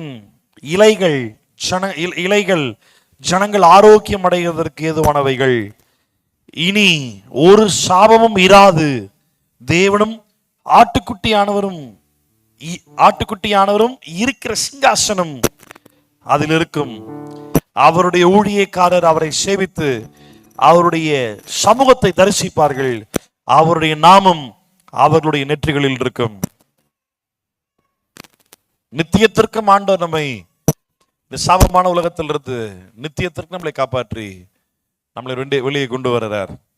பரலோகத்துல வசனம் சொல்லுது, இனி அங்க சாபம் இராது, அவரை சேவிக்கிறவர்கள் அவரை முகமுகமாய் தரிசிப்பார்கள் என்று சொல்லி வேதம் சொல்லுகிறது. அப்ப ஏற்பட்ட வாழ்க்கையை வாழ்வதற்காக, நித்தியத்துல தேவனோடு இருப்பதற்காக தெய்வம் நம்மளை அழைத்திருக்கிறார். அதற்காகவே நம்ம ஆண்டவர் நன்றி சொல்லணும். எல்லாம் கண்களை மூடி, ஆண்டவர் நன்றியப்பா, சாபமே இல்லாத ஒரு நித்திய நீடித்த நிம்மதியான பரிபூர்ண ஜீவனுக்குள்ளாய் நான் வாழ்வதற்காகவே நீர் எங்களை அழைத்திருக்கிறீங்க ஆண்டவரே. அந்த அழைப்புல நான் பரலோகத்துல வந்து வாழ போறோம் இல்ல, அந்த அழைப்பை பெற்று ரட்சிக்கப்பட்டவர்கள் அதே பரலோக வாழ்க்கையை விசுவாசத்தால இந்த பூமியில வாழ்ந்து உமக்கு சாட்சிகளாய் நீங்க வச்சிருக்கீங்கப்பா. அதற்காக உமக்கு நன்றி ஆண்டவரே. இந்த சத்திய வார்த்தை இங்க இருக்கிற ஒவ்வொருவருக்குள்ள கிரியை செய்யட்டும், ஒரு பெரிய மாற்றத்தை உண்டு பண்ணட்டும். கர்த்தர் தொடர்ந்து நீங்க நடத்துங்க, உங்க நாமத்தை மகிமைப்படுத்திக் கொள்ளுங்க. இயேசுவின் நாமத்தில் ஜெபிக்கிறோம் நல்ல பிதாவே. எழுந்து நிற்போம். நம்ம திருவனந்தருக்கு நேராய் கடந்து வருகிறோம். தண்ணீர்ல மூழ்கி பிதா குமாரன் பரிசுத்தாவின் நாமத்துல ஞானஸ்தானம் பெற்றவர்கள், தண்ணீர்ல மூழ்கி கவனிங்க, தண்ணீர்ல மூழ்கி பிதா குமாரன் பரிசுத்தாவின் நாமத்துல தண்ணீர்ல மூழ்கி ஞானஸ்தானம் பெற்றவர்கள் மாத்திரம் திருவதில் பங்கு கொள்ளலாம். இன்னும் நான் ஞானஸ்தானம் பெறல அப்படின்னா, ஞானஸ்தானம் பெறாதவர்களை நாங்கள் ஒதுக்கி வைக்கிறது இல்லை. உங்க நன்மைக்காக இப்போதைக்கு வேண்டாம், பொறுமையா வெயிட் பண்ணுங்க, சத்தியத்தை கத்துக்குங்க, ஞானஸ்தானம் எடுங்க. உங்களை எங்களோட சேர்த்துக்கொள்ள நாங்கள் எப்பவுமே ஆவலாதான் இருக்கிறோம். சரியா? ஆமா, தண்ணீர்ல மூழ்கி பிதா குமாரன் பரிசுத்தாவின் நாமத்தில் ஞானஸ்தானம் எடுத்திருக்கணும். இல்லாட்டி வயசு எடுக்காதீங்க. கர்த்தர் ஆசீர்வதிப்பாராக. 1 கொரிந்தியர் 11ஆம் அதிகாரத்துல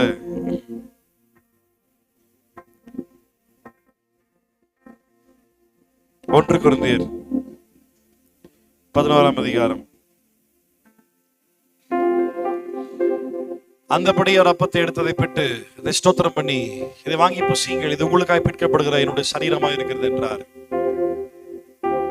அதன் பின்பு அவர் போஜனம் பண்ணின பின்பு அவர் அந்தபடி பாத்திரத்தையும் எடுத்து, இது என் ரத்தத்தினால் ஆகிய புதிய உடன்படிக்கையா இருக்கிறது, நீங்கள் அதை பானம் பண்ணும் போதெல்லாம் என்னை நினைவு கூறும்படி இதை செய்யுங்கள் என்றார். எல்லாம் சொல்லுங்க, நினைவு கூறும்படி செய்யுங்கள்.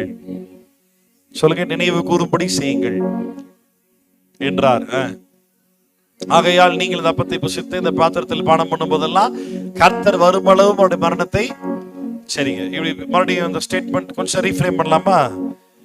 அவருடைய வருகை வரைக்கும் அவர் மரணத்தை நினைவு கூறும்படி செய்கிறோம். சொல்லுங்க, அவர் வருகை வரைக்கும் அவர் மரணத்தை நினைவு கூறும்படி செய்கிறோம். சூப்பர்.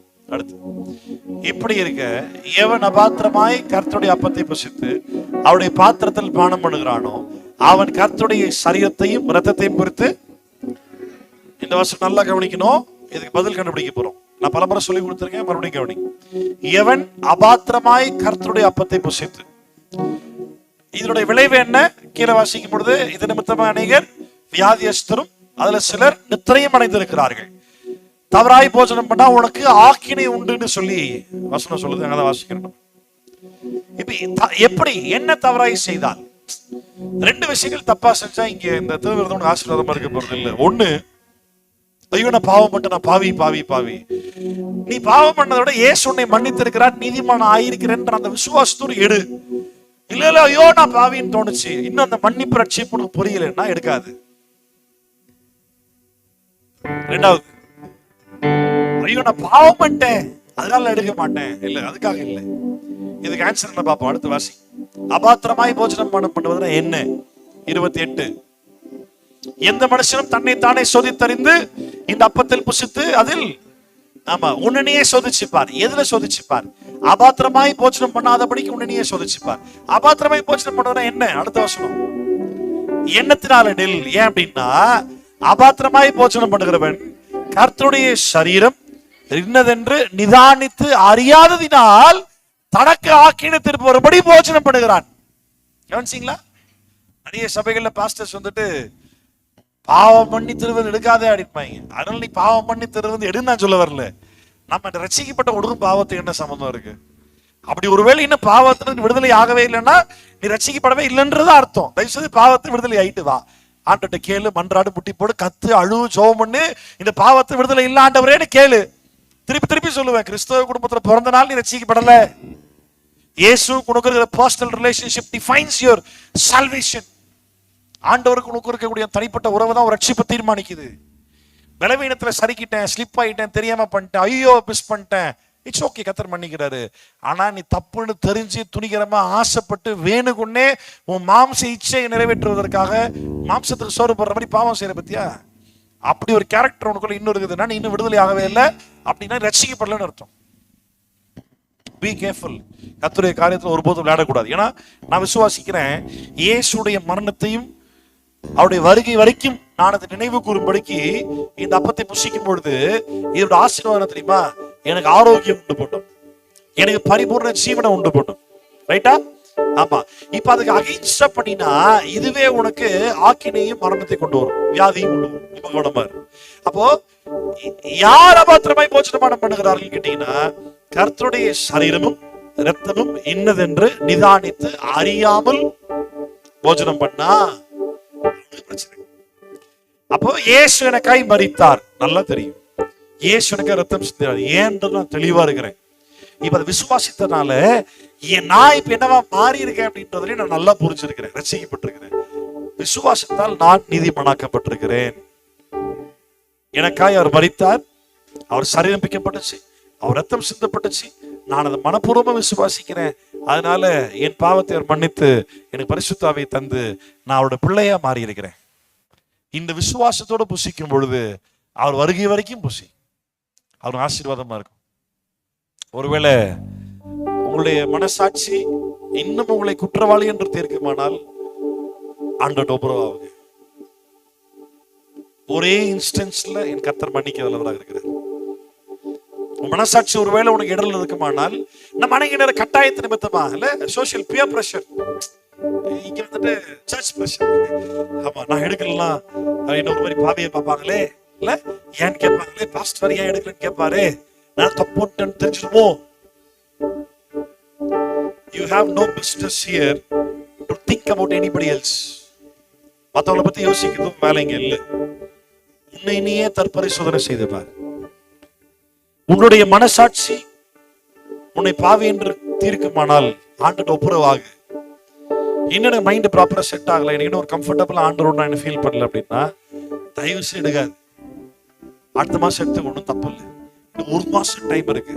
இன்னும் ஒரு மாசம் டைம் எடுத்து அப்பா கிட்ட பேசி ஜெபம் பண்ணி அந்த ரிலேஷன்ஷிப் மறுபடியும் ரீஸ்டோர் பண்ணி புதுப்பி அடுத்த மாசம் எடுத்து ஒரு தப்பு கிடையாது.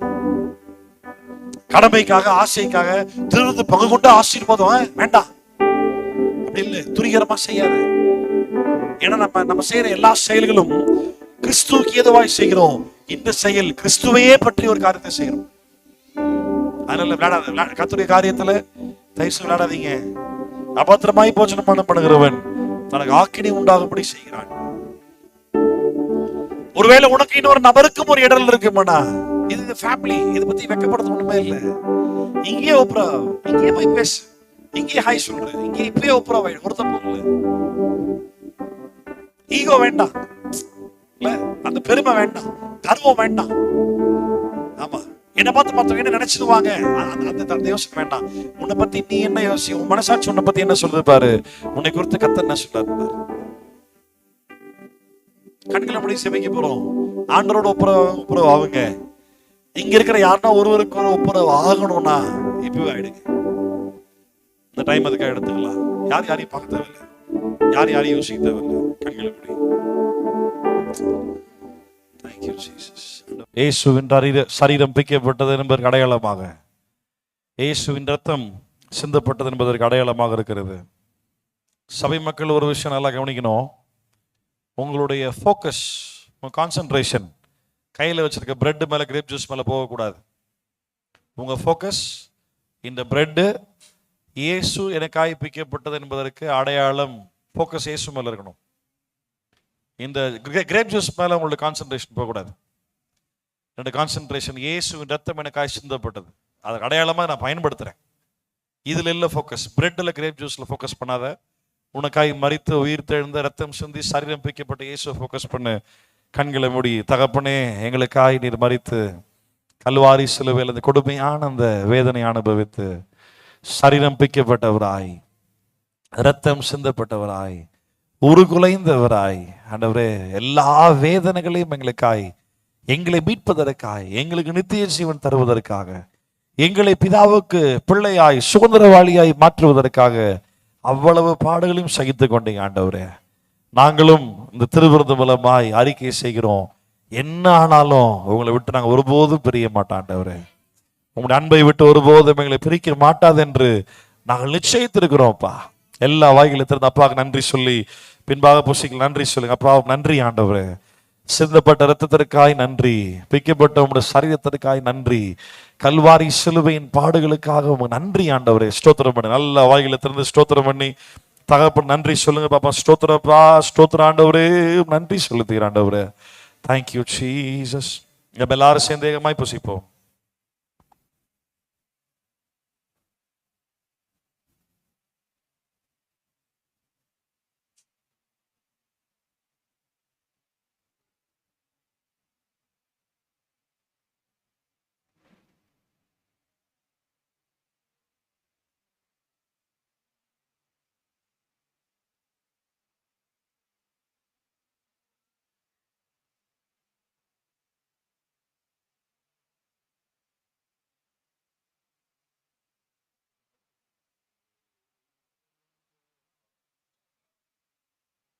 நன்றியோடு துதிக்கிறோம்.